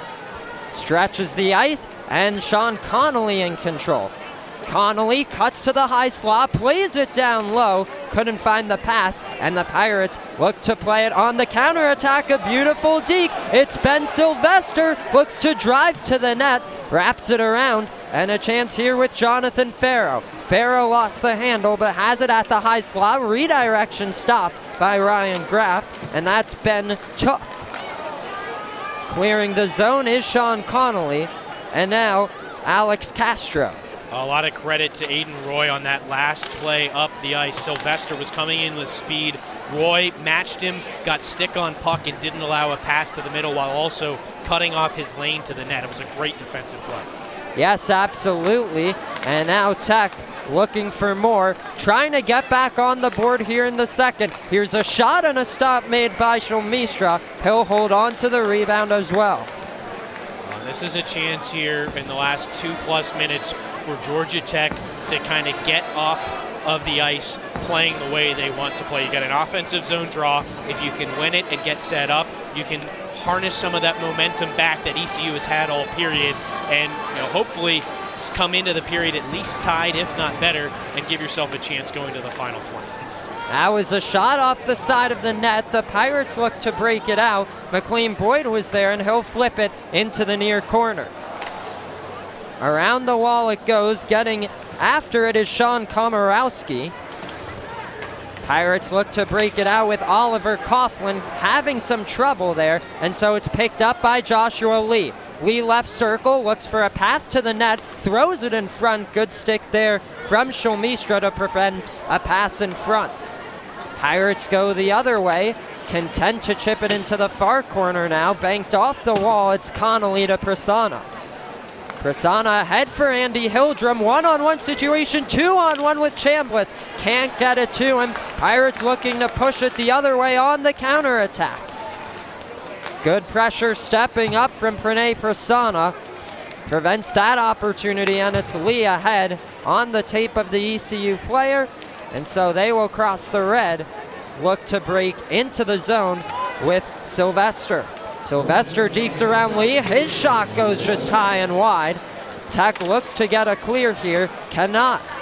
Good forechecking by the Pirates and Jackson Sylvester. Now Colin Chambliss tries to dig it free. Andy Hildrum joins him. A centering feed ends up with Pranay Prasanna. Boyd's gonna skate with him. Prasanna plays it into the far corner, forces Shulmistra to think about making a play, but that's deemed an icing on the Yellow Jackets. Well, I think Georgia Tech's going to protest here. Shulmistra left his crease to go play that puck. That should negate the icing, and I think they are going to put the faceoff at center ice as they should in that situation. But I want to go back just a minute ago. We gave credit to Aiden Roy for his play defensively. I believe it was Verreau, Thomas Verreau of ECU, who made that play on what was a 3-on-1, essentially abbreviated, and disrupted that pass that could have found its way to Chambliss and eventually into the back of the net, but he was able to negate that. After playing such a good second period, you don't want to let Georgia Tech back on the score, so a crucial play from Verreau there. Tech with 20 seconds to try to make something happen. That one, I believe, went off the glass in the GT bench. Yeah, that or it might have hit somebody with a glove over. Either way, we're going to get a neutral zone face-off here. And tell you, got to keep an eye on number 20 in the Georgia Tech uniform. Greg Steckel, he made that big hit earlier in the period that led to the power play. He's having a few words with that ECU bench at the last stoppage. Definitely likes to mix it up. We'll see if it explodes into something here. For now, the dying seconds of the second period. Jack Golick on it, looks to connect with Steckel here. Gains the red line, plays it in deep, forces Shulmistra to make a play. We talked about Steckel. Steckel just drew a penalty in front of his own bench. I'll be interested to see the call. It didn't look like a whole lot, but we'll have to wait and see. And if you're Greg Steckel, that's exactly what you want out of that situation. You get in the heads of the Pirates and you force them to some extent, force them to make that mistake. And now it was ECU with the power play going into the second. It's going to be Georgia Tech unless they make something happen here in the last 5. And for Steckel, you're now back to 0 on your penalty differential, so helping his team out. Couple seconds to see if Tech can make something happen. They look to throw it in front. Big rebound available. Nothing doing there as the second period comes to an end. The Yellow Jackets and Pirates evened up at 2 heading into the final 20. Yeah, that was a scary moment there for ECU. You couldn't have given yourself a much better chance to score there if you were Georgia Tech off of that face-off. So I'd have to say, even though ECU did end up scoring those 2 goals, tying the game up, that late penalty, of course, and then Georgia Tech, the last 2 minutes off of that offensive zone face-off, I think did about as well as you could have asked them to do. And, of course, they're going to take a little bit of momentum and a power play into period number 3. Absolutely, Chris. A great way to end that second period for Georgia Tech. Starting this second intermission, we'll go down with Kendall. Kendall, what do you got? Well, I've got Ian Hoover down here, assistant coach for Georgia Tech. You'll have an opportunity on the power play to start this third period. What do you want to see out of your group? I want to see us get into the net more, winning the battles in front of the net, and then as well in front of our own net. We got to be better in our D zone first in order to win this one. I told him from the beginning that we're going to have to win the battles in order to win. It's choppy ice, so yeah, we got to start to focus from that. Talk about being better defensively. ECU was buzzing there in the second period. What specifically can you do to halt that? Just be more physical. We got to bear down in front of the net. We got to pick up sticks in front. All the little things that are going to contribute to the win. So. On the flip side, offensively, a scoreless second for your team. How do you reestablish the offense you found in the first period? Like I said, I think it all starts from the D zone. We got to win there first in order to come up the ice, and then eventually the goals will come. So, Ian, appreciate it. Thank you. Guys, back to you. Yeah, well, we talked about it at length. Colin Roberts, head coach of Georgia Tech, reiterates the same exact thing. Everything needs to start from the defensive zone. They need to tighten up a little bit going into that third period.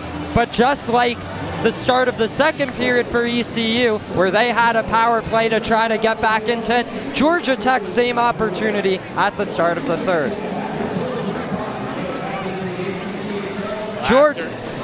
Sorry, Chris. Georgia Tech and ECU tied at 2. We'll see you in the second intermission.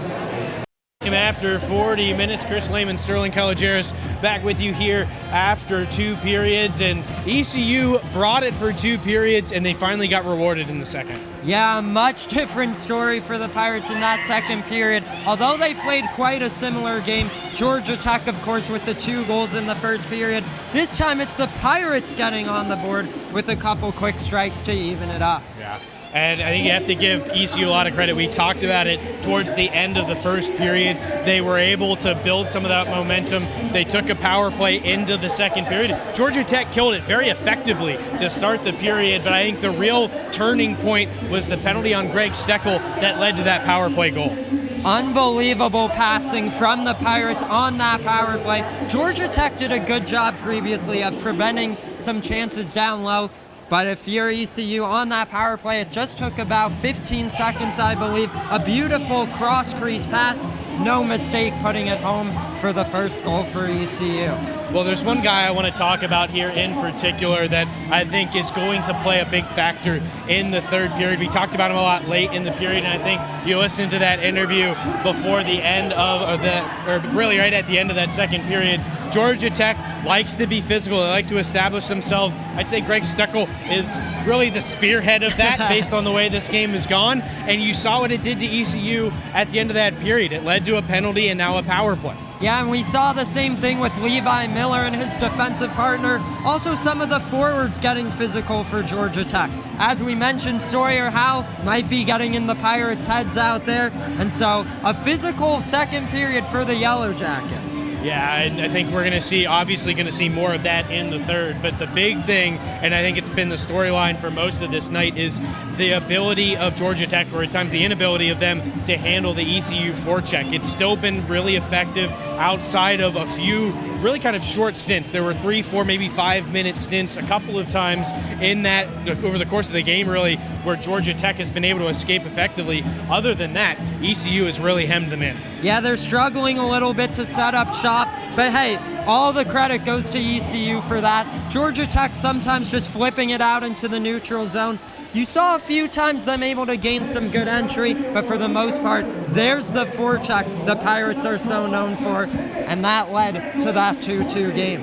Oh, and I also want one more thing to look at through the course of the first 40 minutes is the goaltending. I think both goaltenders have looked good. We haven't seen a soft goal. It's really been about traffic in front and rebounds that has been how these two teams have been able to score. Yeah, absolutely. Scholmistra and Graf take a bow through 40 minutes. Unbelievable battle between the pipes. We'll see what happens in this third period for the two goaltenders. Of course. And we're going to step aside here for a few minutes at the second intermission. When we come back, we'll take a look at those goals from the Pirates, and we'll take a look at the rest of the highlights from period number 2.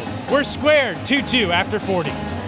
Not long ago, many neighborhoods had diners where friends and family gathered for a fresh breakfast or a warm cup of coffee. Thumbs Up Diner keeps that tradition alive in Atlanta, blending an urban atmosphere with friendly service for a relaxing meal. From their homemade golden biscuits to famous skillet heaps, Thumbs Up serves diner favorites at prices that always hit the spot. For a taste of Southern comfort and classic diner charm, visit Thumbs Up Diner today for a meal that'll leave you smiling and giving a big thumbs up. Impossible. We love that word. It's a challenge to explore the unknown, to sculpt skylines, to map the human mind, and propel humanity to the edges of Earth. At Georgia Tech, we are determined to forge a better tomorrow, because the world is counting on us. Impossible. It's not just a challenge, it's a calling.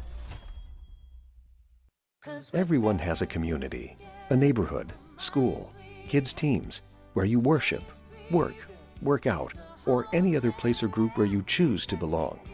Communities can provide support when you need it, and even when you don't know you do. Like when it comes to preventing underage drinking and other substance use. Community members can be your eyes and ears when you're not with your kids and alert you to signs of potential problems. Learn more at talktheyhearyou.samhsa.gov. When you look at me, you might see a person with Parkinson's disease. But if you look closer, You'll see A warrior mom. an endurance athlete. someone with a lot of fight. every 9 minutes, someone is diagnosed with Parkinson's disease. And every one of them can turn to the American Parkinson Disease Association. Look closer. My spirit Is unshakable. Visit apdaparkinson.org to learn more and show your support today. For each life moment, your kids could get free or low-cost health coverage from Medicaid or CHIP. Kids up to age 19 are covered for checkups, vaccines, dentist visits, hospital care, and more. Your kids may be eligible now, even if you've applied before. And if they already have Medicaid or CHIP, remember to renew every year. Get started now at insurekidsnow.gov. Paid for by the U.S. Department of Health and Human Services.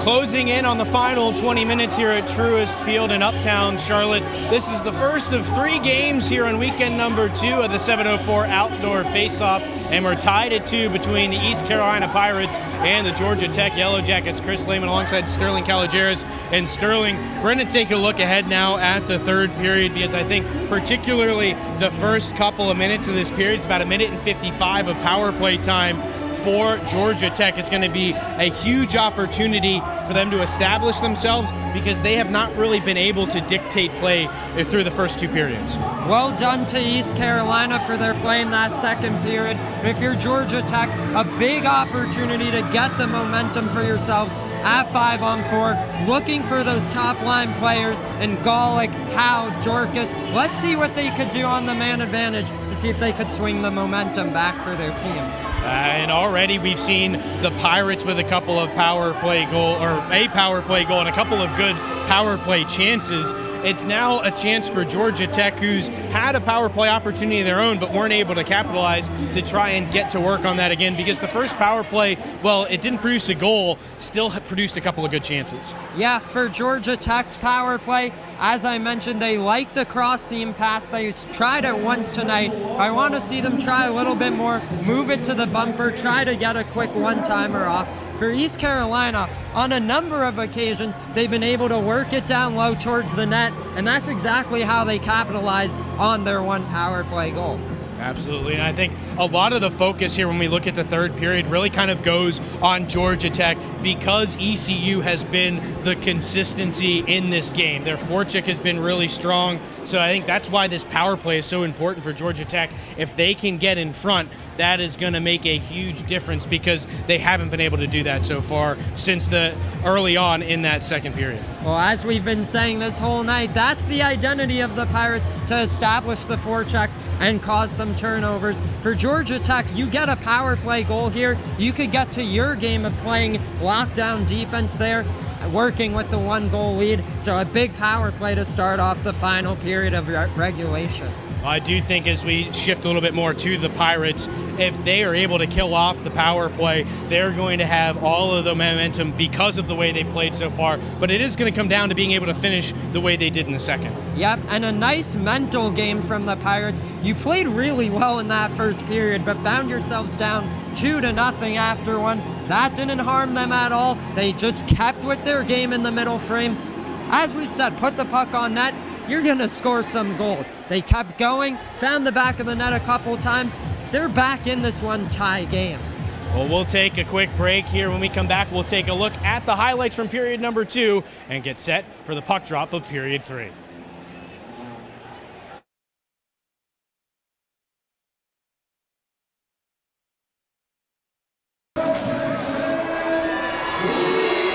Lights are down as the two teams get set to take back to the ice for the third period. 2-2 between ECU and Georgia Tech. Let's take a look at the second period highlights.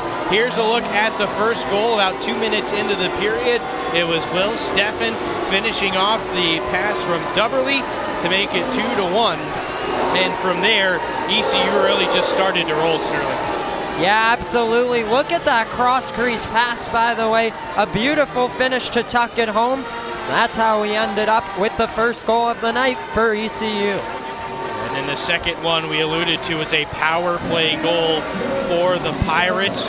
Pinching in from the blue line with Sean Komorowski, the senior defenseman, ends up tying things up on the power play with 6:16 left in the period. and there really wasn't much of a chance for Ryan Graff on that play. And really, as we take a look at both goaltenders, they've had solid outings, and it's going to come down to which one blinks first, I think, in the third. Yeah, and interesting dynamic between the two goaltenders. For Jackson Shulmistra, he's a grad student at ECU. As we mentioned, was the goaltender of the year in the ACCHL Men's Division II Elite Division last year. On the other side of the ice, Ryan Graff is a freshman at Georgia Tech. Playing on this big stage, he's looked pretty good out there so far for the Yellow Jackets. Yeah, and he's going to have a little bit of a break in all likelihood to start the period, as his team will be on the power play. And that's going to make this opening faceoff important, and even more important than that second period opening faceoff with ECU on the power play. We saw Georgia Tech really killed that penalty off the opening faceoff. They dumped it deep, they put a little pressure on the Pirates and forced an icing, and that effectively killed off a lot of that power play and didn't give the Pirates much of a chance to set anything up. So I think it's equally, if not more important for Georgia Tech to win this faceoff to start the period and get in and established on the power play. I think in part because they haven't been able to establish their game and force ECU to play it through the first 40 minutes. Yep, absolutely. Opening draws or any draws on any power play are always extremely important for the team up a man, because as you mentioned, you lose that draw, you're losing maybe 15 to 20 seconds right there with the clear all the way down the ice. So I'm interested to see who Coach Colin Roberts puts out there to take it for Georgia Tech. Looks like it's going to be Cullen Dorcas, number 7. The two teams will swap ends once again. So on your screen, Georgia Tech in those cream and navy colored uniforms will move right to left, with ECU in that purple moving left to right. Center ice face-off, 20 minutes up on the clock. It's 1:55 left on the penalty to ECU at the end of the period. And just as Georgia Tech did in the second, the Pirates win the draw and dump it deep to get things rolling. Up the right wing side, and Sawyer Howe glides into the zone, watches things and plays it back to Dorcas. Up top, shot through traffic, and seeing it all the way, Shulmistra makes the save. And we'll get a face-off with 19:32 left in the game. Yeah, looked like a little bit of traffic in front, so nice work from Shulmistra to read the puck well. Good work from Boyd, just testing him early in the period. Face-off won by the Yellow Jackets. Now they can set up the power play. Still 1:20 seconds left on the advantage. Dorcas, right wall, takes the shot into the glove of Shulmistra again. Couple of shots from decent spots on the ice, not the best opportunities, but the biggest issue for Georgia Tech is they've got to take away the eyes of Shulmistra there. Yeah, absolutely. They did a good job, I thought, on the first one. That one, Shulmistra was square, saw it all the way, easy save for him. But still, for the Yellow Jackets, gotta love putting it on goal. And keeping it in the offensive zone, certainly a big plus as well. They'll do it again as they win this faceoff. Walking the blue line, McLean Boyd tries to sneak one through Shulmistra, but again, the Pirate netminder is Johnny on the spot with the glove. Beautiful save there. That's Georgia Tech's third shot on the power play so far. Nice work. Looks like they've responded well to start this period. That's another offensive zone draw, one. Just over a minute left on the power play. Dorcas holds it along the half wall, slides it to the middle. Puck popped up in the air by an ECU stick, and the Pirates able to clear. It'll be Boyd chasing back after it. He's under some pressure from Ben Sylvester. Sylvester had a couple of good chances late in the period. The Yellow Jackets able to move forward anyhow. Shot off the blocker of Shulmistra. Jack Golick with a good chance there. Now Shulmistra out of his net behind to shoot it around the wall. It gets past Dorcas and out of the zone. Down to 32 seconds left on the power play. But ECU off to a good start here this period on the kill.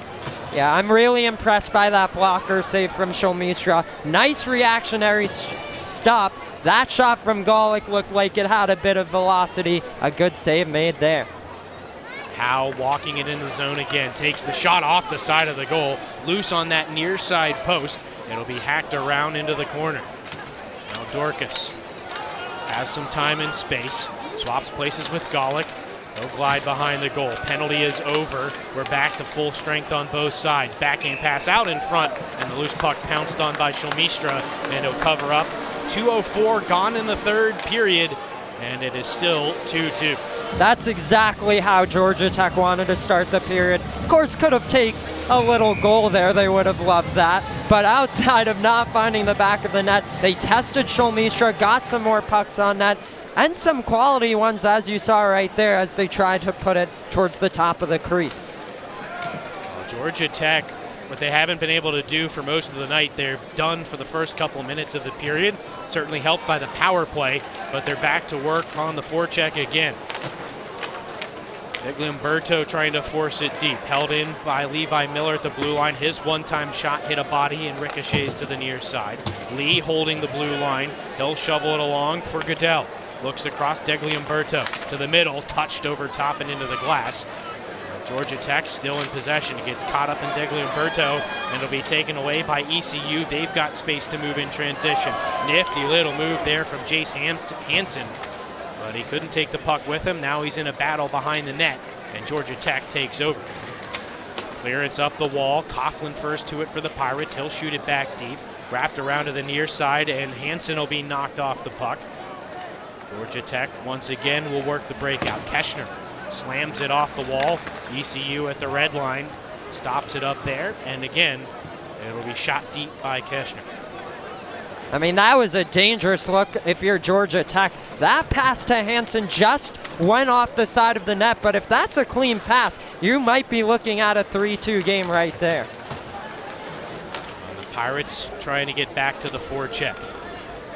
They get caught up along the wall. ECU will have to get back now as Georgia Tech has space to break out. Dumped in by Eli Rubin. Shulmistra shovels it behind his own net. The clearance up the wall gets a second effort and a heavy hit along the boards. I believe that was Andrew Zhang on that hit. We're starting to see the bodies fly. Puck pops loose. Jackets have control. Steckel. Talked about him in the intermission, one of the more physical Yellow Jackets so far tonight. He'll chase after it. Shulmistra there, and Steckel gave a little bump to Shulmistra, and the ECU defense wasn't too happy with that. Caputo let him know about it, but nothing that will draw the ire of the officials. Yeah, absolutely. You got to protect your goaltender there. Steckel, we've talked about it. Steckel likes to instigate. I think that's what he was looking for there, and ECU learned their lesson from that period late in the second. Pirates now ice the puck, and so Georgia Tech with an offensive zone draw, 15.5 to go in the game. I think this is a much better start to the period for Georgia Tech than how they were playing in the second period. Shots on goal almost evened up. It's 34-31 in favor of the Pirates, so a good start for GT here. It's a 4-1 advantage this period for Georgia Tech. Stuff try along the side of the goal. Doesn't find the back of the net. And ECU looked like they were going to clear, but it's held in by Chambliss at the blue line. Touched back down low by Andy Hildrum. Centered in front. That one's popped up in the air, getting a glove to it, but unable to get the shot away in front for Georgia Tech was Pranay Prasanna. Great job by Shulmistra. He's had to be on top of it this period so far. That was perhaps the toughest one, with the puck dropping right in front of him. Yeah, nice aggressive goaltending from Shulmistra. And for Prasanna, you're in the right area. He's having himself quite a game here tonight. Tie up off the draw. Yellow Jackets come away with it. Steered to the middle. High slot shot. Missed that near post and ends up behind the goal. Jackets back in possession. Prasanna trying to play it out in front. Too many purple jerseys. He'll work it back into the high slot. It's off a skate, and now the Pirates will move it out. Lots of speed for Sylvester down that left wing. Look to the middle, and a shot right into the glove of Ryan Graff. We talked about Shulmistra having to make a couple of saves early this period. It's tough for a goaltender to have to wait about 5 minutes into the period for his first chance. It was a nice save by Graff. And what a high danger chance that was. Phenomenal work, staying calm and square, using the glove to deny that one. Nice first save of the period, or I guess second for Ryan Graff. We played just over 5 minutes of this third period. Still knotted at 2. but it's been probably the most evenly played period so far. We've seen both teams trade a couple of chances now. Georgia Tech, of course, aided a bit by that power play to start, but they've been able to carry that power play momentum into the start of this period since then. Now here's a chance brewing for Dorcas. He'll curl and drag to the middle. Has to regain control in the circle. Plays it back to the blue line. That shot hits a body and deflects wide. Yellow Jackets back in possession of Sawyer Howe. Trying to step through a couple of defensemen. Can't make his way through, and it'll be Sean Komorowski who clears the zone and heads off for a change. Howe again. Spins a pass up for Dorcas. He'll chip it past his defenseman and chase after it, but he didn't gain the red line first. That's icing. And of course, as we mentioned towards the top of the broadcast, this is a divisional game for both of these teams. So not surprised at all to see the best hockey here in this third period. And of course, in a setting in a game like this, of course you want to win. What a third period it's been. I guess we're just going to see who wants it more. Georgia Tech will win another face-off. Since the first period, it's really felt like Tech has controlled the face-off circle. But ECU able on that forecheck to get it back out in front. Good chance. I'm not sure it ever got to Graff. But ECU starting to set things up in the offensive zone. But that was before this one's cleared out. Chasing after it. First one there is Owen Caputo. His clearance just escapes the blue line. And Georgia Tech will have to reset as Howe's pinned to the boards between the benches.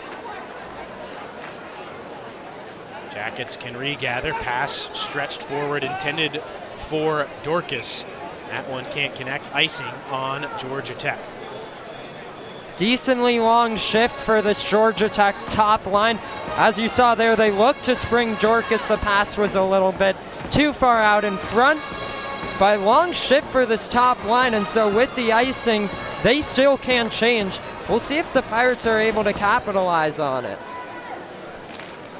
Off the draw, it's one to the wall. Pirates control. One-time chance from the blue line was fanned on. It's still loose in the high slot before the Yellow Jackets gain control. And Howe will lift it over the Pirate defense and down below the goal line. Shalmistra out again to play it. He's been aggressive. And it hasn't hurt him yet as the Pirates clear the zone again. Here's Lee. Tied up, he's going to draw a penalty, and there's the whistle as the Pirates touch up. And a little bit of a complaint from the Pirates. It was a call from cross ice, but the way it looked from up here, you can see why the penalty was called. It's going to be a hooking penalty, and it's going to go on number 77, Will Steffi, who was one of the goal scorers in the second period for the Pirates. Right, so another huge look for Georgia Tech here, once again on the power play. Special teams obviously a key to this game with the Pirates cashing in the second period. Well, right now, Georgia Tech 0 for 2 on the man advantage. Pirates are 1 for 3. His third time was the charm for the Pirates. A chance in tight for Digliumberto, and he couldn't make it the charm for Georgia Tech. Puck still loose in the slot, though. Bodies on the ground. It'll be backhanded up that far side, but held in by Levi Miller. He'll fire one wide of the goal. It ricochets back up top. It can be touched back down low before ECU clears it out, and they can get a change. Now, just an interesting note, we just mentioned the Georgia Tech top line was out there for a long time recently, just got off the ice, and so as a result, they're not starting with that top unit here on the power play. Still 1-10 on the man advantage. Contact over on that near wall. As entering the zone, Josh Lee had some speed. ECU clears it up and out once again. As we're halfway through the man advantage, see if Georgia Tech can get that top unit up and running here for the second half. Looks like Dorcas on now. A chip and chase game for Justin Yu. Stuck along the half wall. Rowe will clear, and it's going to be Ben Sylvester first to it, one-timer, and he fires it high of the goal. Just looking for a quick opportunity, shorthanded. Down to the last 30 seconds of power play time for the Jackets. Puck caught up in the high slot, and another penalty coming up on ECU. It was Jack Golick upended by a trip, and Ben Kramer, I believe, is the guilty party. It's going to be 21 seconds of 5-on-3. Well done by Golick to draw that penalty as he was getting some pressure going in the offensive zone. First time here tonight, we've got a 5-on-3 situation. It'll come with just 21 seconds on it, but if you win this draw, you'll have plenty of time to take a shot. And they do. It's one to the far wall. Molnar working to the high slot. His shot blocked on the way through. It deflects out of the zone, and Georgia Tech will try and keep pressure on while they can. Dorcas stepping in, 10 seconds of 5-on-3 time. From the right wing, his shot intended, I believe, for the stick of Molnar and missed its target. But Georgia Tech still in control. Dorcas has it deflected away from him. 5-on-4 hockey as out of the box is Will Steffen for the Pirates. And a bouncing puck gets past McLean Boyd. Yellow Jackets will regroup for the power play. Dorcas walking it down the right wing. He'll stop at the top of the circles. Decides to shuffle step a little bit further. Back up to Boyd. Played across. Now rink wide for Dorcas, far wall. He's going to walk in. One-timer from the high slot. Ends up wide off the stick of Howe. Played out in front, and nobody gets a stick to it. Here's a shorthanded chance now for ECU back the other way. Sylvester lost it at the blue line, and Georgia Tech will move back the other way. They don't have the numbers, though. We'll see what they can make of the extra space. Golick works his way behind the goal. Sidesteps a check, and he'll help the Yellow Jackets set up with 45 seconds left on the man advantage. All the way across. Shot coming, seen all the way by Shalmistra into the glove. He'll get the stoppage with 9:51 to go. And as we hit that 10-minute mark, it's been a heck of a third period. Love to know what's going down rinkside. Kendall, what's going on down there? Yeah, guys, as you mentioned, a great game so far and definitely the most evenly matched period. And it's interesting because when you're in a situation like this, you want to be the hero, but you also don't want to be the guy that messes up. So for Georgia Tech, they've talked about the identity of their team being so defensively minded. So it'll be interesting to see how they kind of balance that with trying to get things going offensively. They've got a chance here on the power play still. They had a couple right in front there, and ECU will escape danger for now. 15 seconds left as they clear it out of the zone on the power play. And broken back in by Lee. Drops it off top of the circle. That shot deflected high and wide. Pirates need one more clear. Not able to get it. The power play is over, though, as Shalmistra makes the glove save. And for the Pirates, with the power play ending right there, perfect time to get a stoppage. What a huge win for ECU. Let's see if this turns into a momentum shift. Not only do you kill off a penalty, you kill off a little bit of a 5-on-3. It gets followed up with almost a full-length 5-on-4. Kill that one off as well. Let's see if the Pirates are able to respond at 5-on-5. ECU needs to find a way to get back to their game as it's cleared into the Pirate bench. But 11 minutes into this third period, shot totals now favoring Georgia Tech 38-36. My count for the period has shot totals at 11-3 in favor of Georgia Tech after they were outshot 16-15 and 17-12 in the first and second periods respectively. So you're starting to see the Yellow Jackets get established a little bit more, particularly on the offensive end. It'll be a foot race for icing, and the Pirates have to go back down to their defensive side for this faceoff. Big draw coming up here, obviously on the icing. You want to win this draw if you're Georgia Tech. You may have some tired guys out there for ECU, and we'll see if they're able to move that puck around and find a good lane. Because so far, a lot of their shots in this third period, Shalmistra's been able to see all the way. Well, these two goaltenders have been great. Shalmistra has had to be better this period than he has in any other. He'll jump on a loose puck in front to stop things here. But just a quick math, we've had a total of 74 shots so far, and the two goaltenders have given up 4 goals. They have a combined save percentage of .946 right now. Wow. It is a great showing, and they haven't all been weak shots, easy stops. There have been point-blank chances that these goaltenders have had to stand tall on. Well, puck stuck behind the ECU goal off of that draw. Down to 8.5 minutes left in this game. Nothing separating these teams. 2-2. Steckel from the blue line. His shot handled by Shalmistra and directed to the corner. Now it's back on the side of the goal, and as he has been all period, Shalmistra very good getting a glove on it and stopping play whenever he feels his team needs a break. Looks like off of the power play for Georgia Tech, the Jackets are still the ones playing with the puck in the O-zone, keeping the momentum going. So a good way to respond after not capitalizing on either man advantage. Well, I think that goes to show you how a power play can create momentum, because Georgia Tech has really built off of that power play that started the period. And here's a chance for ECU. Big hit in the slot by Steckel as he upends Oliver Coughlin, who put one softly in on Graf for a face-off. Looks like if there's a big Georgia Tech hit, pretty solid bet, it's Greg Steckel laying it. He's been all over this game tonight, and really nice work laying the body to shut down the ECU chances. Tie up off the face-off. Tech gets to it first. They're going to skate it out with some speed now. Andy Hildrum down the right wing throws it off the stick of the goaltender Scholmistra, and ECU will reverse play. Here's Sylvester, slow coming in. Wasn't on the same page as his teammate there, and that left Coughlin off sides, and we'll get a stoppage with 7:49 to go. Yeah, a little miscommunication. It's a shame because that looked like a good rush, a good rush for the Pirates there, but this draw coming up in the neutral zone as a result of the offside error. Off the face-off again, it'll be a scrum for the puck. Eventually, the purple jerseys come away with it, and it's sent in by the Pirates' Owen Caputa. Yellow Jackets at the defense get to it first. Backhanded around the wall, quick one-time pass rink wide to be taken by Hildrum. He's going to take a hit as he shoots it deep. Now the Pirates can get set up on the breakout. Verreau moves it up the near wall as they cross the blue line, though.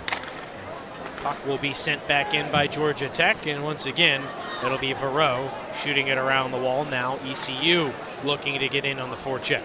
Loose puck, Goodell advances it forward. It'll be chipped down deep by Keshner, trying to put some pressure on Scholmistra, the goaltender. He has definitely been the more aggressive of the two goaltenders. He's not afraid to come out and play the puck even when he's under some pressure. Yeah, absolutely. You know, the first thing I noticed when I saw Ryan Graf in his collegiate debut, he's very sound positionally, always seems to be in the right place, doesn't need to move too far around in that crease, pretty laid back and chill between the pipes. Well, he's going to have to stay calm here for the final 7 minutes. It's still 2-2. Right now it feels like the next goal is probably going to be the game winner. Depending on when it comes, certainly going to be more likely the later it gets. Digliumberto walking into the zone. He'll hand it off for Keshner. Shot right into the glove of Scholmistra. And the ECU goaltender might need to restring the netting on his glove at the end of this game. He has put it to work, particularly in this third period. I mean, we're here at Truist Field, little ballpark, flashing the glove. Might have somebody down in the clubhouse who can help. That'll be Digliumberto on the draw for Georgia Tech, trying to sweep it back up top, but the Pirates prevail. And it'll be advanced out of the zone by Ben Kramer. His pass intercepted, shot right back to the Pirate defense. Digliumberto helped out on the forecheck and takes it away. Shot whistles high from Keegan Goodell. Yellow Jackets definitely getting the lion's share of the chances this period. 14-5, the shots favor Georgia Tech here in the third. And another face-off as Scholmistra covers up. And I think that's one thing that might get overlooked a little bit in this one, Sterling, is just how many times that Scholmistra on the side of the goal or right in front has been able to cover a puck and get a quick stoppage and kind of break the flow of this game up. Because I think not on top of taking away rebound chances, he's also taking away some of the flow that Georgia Tech is establishing. Shot from the blue line, sticked out of play by Scholmistra. And it was Josh Lee on that chance. Yeah, just back in that previous shift, we saw a prime opportunity from Keegan Goodell. What a shot that was, just off the mark as he was looking for his second of the night. Georgia Tech wins another offensive draw. Lee again, that one missed the glove of Scholmistra, and now Georgia Tech is going to have to get back as ECU advances up the right wing. Shot off the pad of Graf, and cleared to the near side. Dorcas comes away with it for Georgia Tech. He'll lift the backhand pass intended for Howe up the right side. That's intercepted, but taken right back by Jack Golick. His shot right into the breadbasket of Shulmistra, who melts it down with 5.5 to go. Yeah, nice look there as Golick was driving in from the left circle. Again, Georgia Tech more than happy to keep testing him because all it takes is one with just 5:30 to go. They're already at their 43rd shot of the night as compared to ECU's 39. Now the shot totals continuing to climb. The two goaltenders have been really solid tonight. They've made the saves, the big ones when they've needed to, and credit to the teams in front of them as well. They have limited those chances, although we're seeing a little bit more of them as this game wears on and the two teams are a little worn out. Golick near corner, looking to the slot. That pass tipped away. Pirates come to it first, and it'll be broken out. Moving forward now, Will Steffen. He's already got one.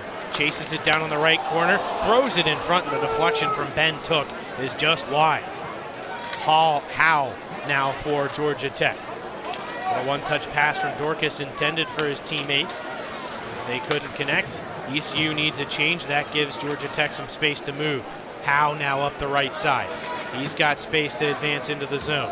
Absorbs a hit in the corner, lifts it back up that half wall, trying to connect with Dorcas, but elevated pass threw him off guard, and now ECU in control. Farrow, nifty move in front, and he'll be slowed down along the side of the goal. Great defensive effort by Georgia Tech. Now they'll move out in transition. Howe trying to power through. Loses it right onto the stick of Boyd. His shot loose in front, and ECU able to clear it into that near corner. Along the wall, Jackets come away with it, walking in front. Pass across to Dorcas. He'll now set up, returns it over to McLean Boyd. Shot through traffic and a nice save by Shulmistra. Had to jump to his right to make the save, but he makes it and stops the clock with 3:57 to go. Some exciting rushes at both ends of the ice you just saw. East Carolina, you know, they're getting hemmed into their own defensive zone. All it takes, as I've been saying, one shot on goal. Beautiful work to get by the defenseman, but couldn't get a shot away. Georgia Tech back the other way, just about did the same, as here's an icing on the Pirates. That one just shot the length of the ice, maybe giving ECU a little extra rest here, but 3:46 to go, still 2-2. We saw Georgia Tech take a 2-0 lead in the first. ECU responded with a pair in the second. Nobody has been able to find the back of the net here in the third as things have tightened up a little bit.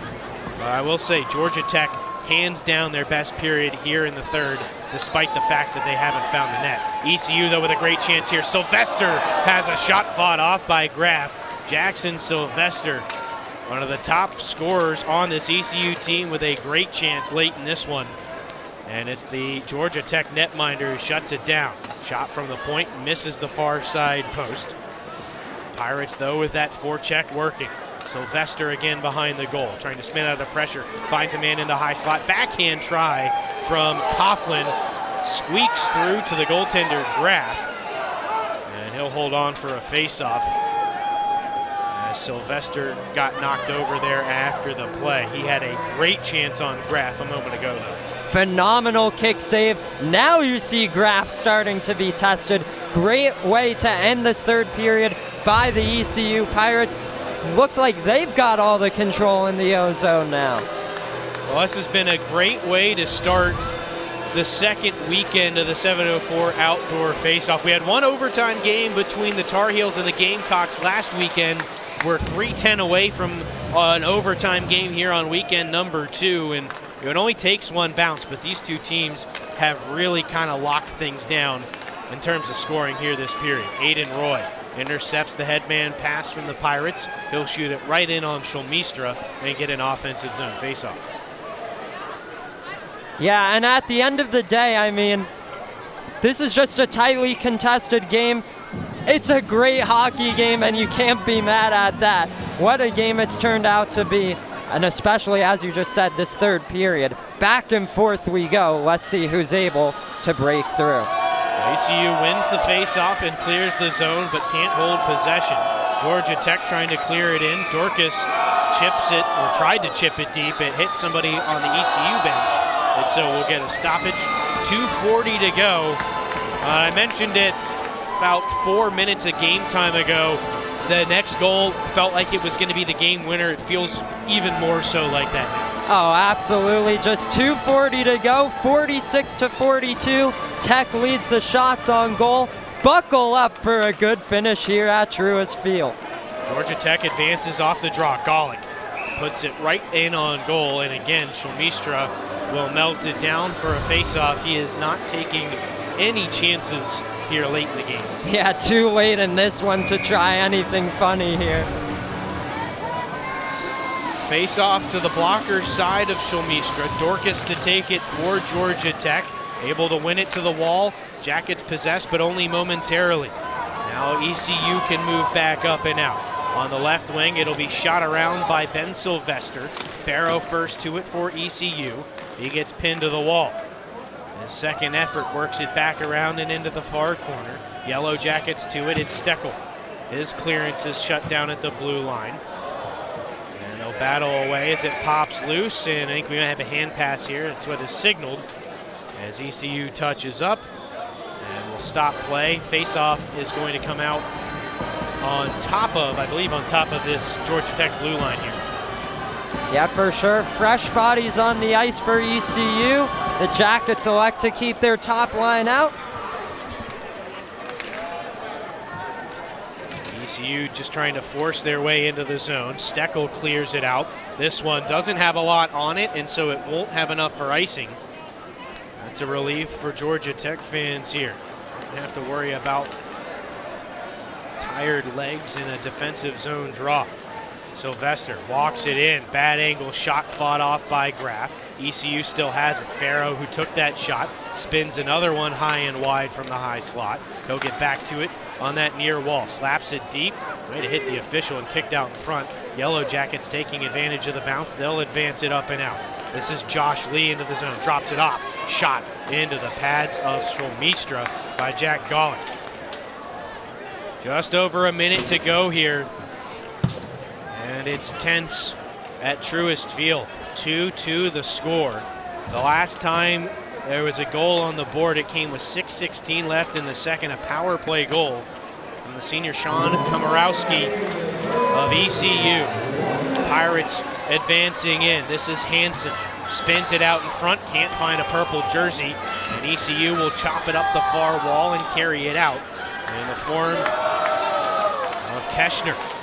Walking into the zone, handed off for Goodell. He's dispossessed. 40 seconds left as ECU advances out. Here's Jackson Sylvester walking in, risks one into the glass behind Graff. Now they'll battle behind the goal. Bodies down to the ice, and Georgia Tech comes away with it. Under 30 to play in the period. Keschner walking it through the neutral zone. He absorbs some contact, and Georgia Tech dumps it in on Shulmistra.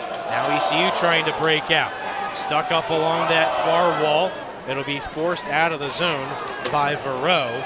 And now into the zone. 8 seconds left in the period. Back behind the Georgia Tech goal. It's cleared around by McLean. Boyd, but not out. One last chance on the shot into the glove of Graff. He'll throw it into the corner. And we've got extra hockey here in Uptown Charlotte as we're tied at 2. Oh, a dangerous last shot there with a man in front of Graff. Little deflection there, and maybe that's your game. Graff able to gobble it up, though, and we head to OT. Well, overtime will be 5 minutes of 3-on-3 hockey. After that, we go to a 3-man shootout. Now, worth noting, if there are penalties in overtime, of course, you don't go from 3-on-3 to 3-on-2. It would jump up to 4-on-3. But on top of that, there's a penalty in the final 2 minutes of overtime. And, of course, there is no goal, and there's still a player in the penalty box at the end of overtime. That player is not eligible for the shootout. It doesn't happen often. Happened in an NHL game recently with the Pittsburgh Penguins. They were without Sidney Crosby against the Philadelphia Flyers in a shootout. You don't see it often, but it is something to keep an eye on in overtime. If a key player, say a Golick or a Sylvester or somebody of that nature ends up in the penalty box, they are not an option should it get to a shootout. But Sterling, it's been a heck of a hockey game so far, regardless of how this ends. Oh my goodness, we hope you've been enjoying this one. Now, for both of these teams, their most recent game, the final game at the ACC Fall Classic, went to extra innings, so to speak. For Georgia Tech, I like that one. For Georgia Tech, they went into overtime against UNC Charlotte, fell in the shootout, and then for East Carolina, played against James Madison. As we've said, it was Jackson Sylvester, the hero for the Pirates. So we're underway. The two teams have flipped ends as we get into overtime. It looks like it's the Sylvester brothers with Sean Komorowski for ECU. For Georgia Tech, Cullen Dorcas, Sawyer Howe, and Levi Millard on the ice to start the overtime. ECU possesses. 3-on-3, it's a game of possession. Sylvester walking in, sweeps it in front, looking for his brother Ben, and they couldn't connect. Here's Ben Sylvester now at the blue line. Throws it off of Miller. He retrieves the rebound in front. All alone, and a save by Graff. Oh, I don't think that Jackson Sylvester knew how much time he had there. Oh my goodness, for Georgia Tech, that is the last person you want right in front of your own goal. Beautiful look for Sylvester, but as you mentioned, maybe he felt pressure to get that backhand off. Graff with a phenomenal game-saving stop. Well, it'll be another offensive zone draw here for ECU. This time Georgia Tech takes control, and they'll work it from behind their own net, up the near side. Trying to get out of pressure. Dorcas receives the pass up the left wing. He'll work in here with Josh Lee. Stops along the half wall, just trying to find the time and space. Works back behind and looks things over. 1 minute gone here in overtime. Here's Lee, handed off along the wall for Howe. Top of the circle, Hill look in front. First shot stopped and the rebound cleaned up. ECU will move it back out. At the blue line, advanced for Ben Sylvester. Top of the right circle, takes the shot and scores! ECU comes from behind and wins it 3-2.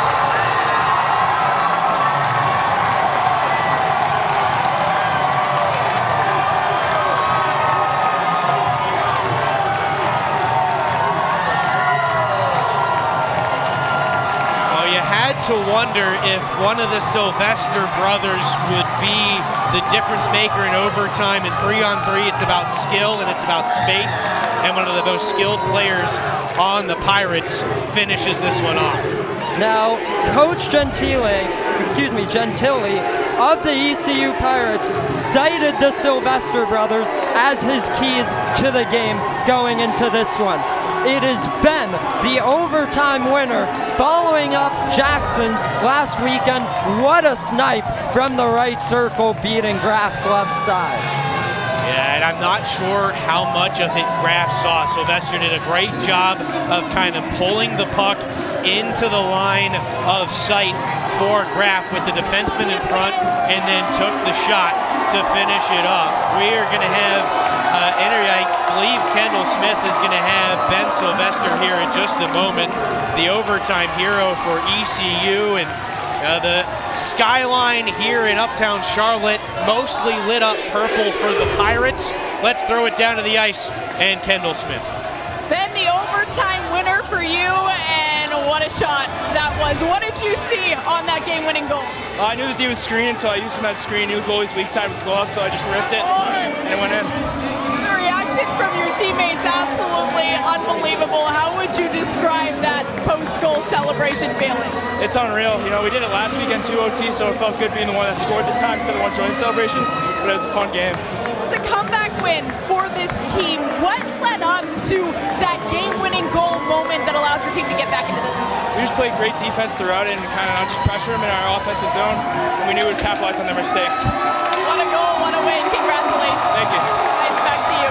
Thank you, Kendall, with our star of the game, the sophomore out of Carver, Massachusetts, Ben Sylvester, scores a minute and 24 seconds into overtime and completes the comeback for the ECU Pirates.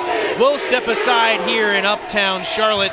The final 3-2 ECU over Georgia Tech in overtime.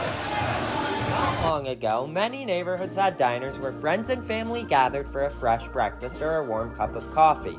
Thumbs Up Diner keeps that tradition alive in Atlanta, blending an urban atmosphere with friendly service for a relaxing meal. From their homemade golden biscuits to famous skillet heaps, Thumbs Up serves diner favorites at prices that always hit the spot.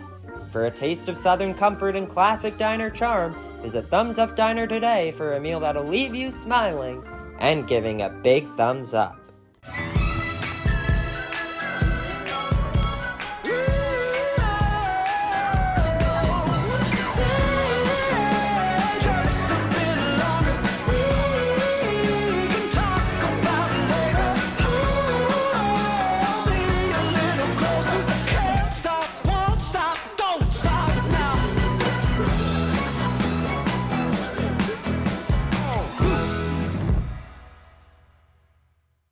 Not long ago, many neighborhoods had diners where friends and family gathered for a fresh breakfast or a warm cup of coffee.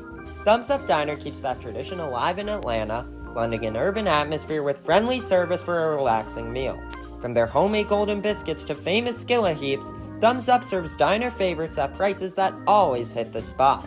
For a taste of Southern comfort and classic diner charm, visit Thumbs Up Diner today for a meal that'll leave you smiling and giving a big thumbs up. Impossible. We love that word. It's a challenge to explore the unknown, to sculpt skylines, to map the human mind, and propel humanity to the edges of Earth. At Georgia Tech, we are determined to forge a better tomorrow because the world is counting on us. Impossible. It's not just a challenge, it's a calling. Everyone has a community, a neighborhood, school, kids' teams, where you worship, work out, or any other place or group where you choose to belong. Communities can provide support when you need it, and even when you don't know you do. Like when it comes to preventing underage drinking and other substance use. Community members can be your eyes and ears when you're not with your kids and alert you to signs of potential problems. Learn more at talktheyhearyou.samhsa.gov. When you look at me, you might see a person with Parkinson's disease. But if you look closer, You'll see A warrior mom. an endurance athlete. someone with a lot of fight. every 9 minutes, someone is diagnosed with Parkinson's disease. And every one of them can turn to the American Parkinson Disease Association. Look closer. My spirit Is unshakable. Visit apdaparkinson.org to learn more and show your support today. On weekend one, we had to wait until Friday night for an overtime thriller. Tonight, on weekend two, it takes just Thursday night. 3-2 win for the East Carolina Pirates over the Georgia Tech Yellow Jackets here at the 704 outdoor faceoff. Chris Lehman alongside Sterling Caligeris as we take a look on the ice. Both teams still out there. It's been a special night for both teams, but for ECU, you fall behind 2-0 in the first period and you complete a 3-goal comeback. That's a special way to win outdoors. You could not ask for a more memorable night than this one for ECU. As you just mentioned, come from behind win, overtime winner, the Sylvester brothers, 2 overtime goals in ECU's last 2 games. Their family's got to be feeling fired up. Absolutely. If you're ECU, if you're looking at this game, you feel pretty good about it. Other than the third period, they really control the majority of play, and I think when you look at it from an overall perspective, the Pirates played the better game and ended up coming out on top. Now, if you're Georgia Tech, it's tough. You work hard through 2 periods, even though you're not playing your best, and you find a way to be even, and then you go to the third period, play your best period, and you can't get the result. Yeah, it's a great effort from the Yellow Jackets. Amazing third period, just not able to beat Shulmistra. He was fantastic between the pipes, but an effort to be proud of if you're Georgia Tech to end this fall semester. Well, an absolutely special way to end the semester, too. This is a great environment and a great way for these players to really promote the game here in the Southeast. Yeah, and that's what it's all about. Amazing atmosphere here tonight. We hope you all on ESPN have been enjoying it as well. Just wanted to thank a couple people here. Of course, my family, thank you so much for supporting me through this little hockey journey of mine. Thank you so much for your support. To all my friends enjoying the ride with me, thank you so much as well. And of course, a couple of very good friends and teammates Jack Golick, thank you so much for always having my back, and Patrick Sharp, I wish you could be here tonight. You know, if it weren't for you, I would not be here. I hope you were enjoying the broadcast. Thank you guys so much. Well, it's been a heck of a first night, and we have 2 more games coming up this weekend. Tomorrow night, a 7:30 puck drop between Virginia Tech and Georgia. Until then, that's all we've got for you here at Truist Field. The final score in overtime, ECU 3, Georgia Tech 2.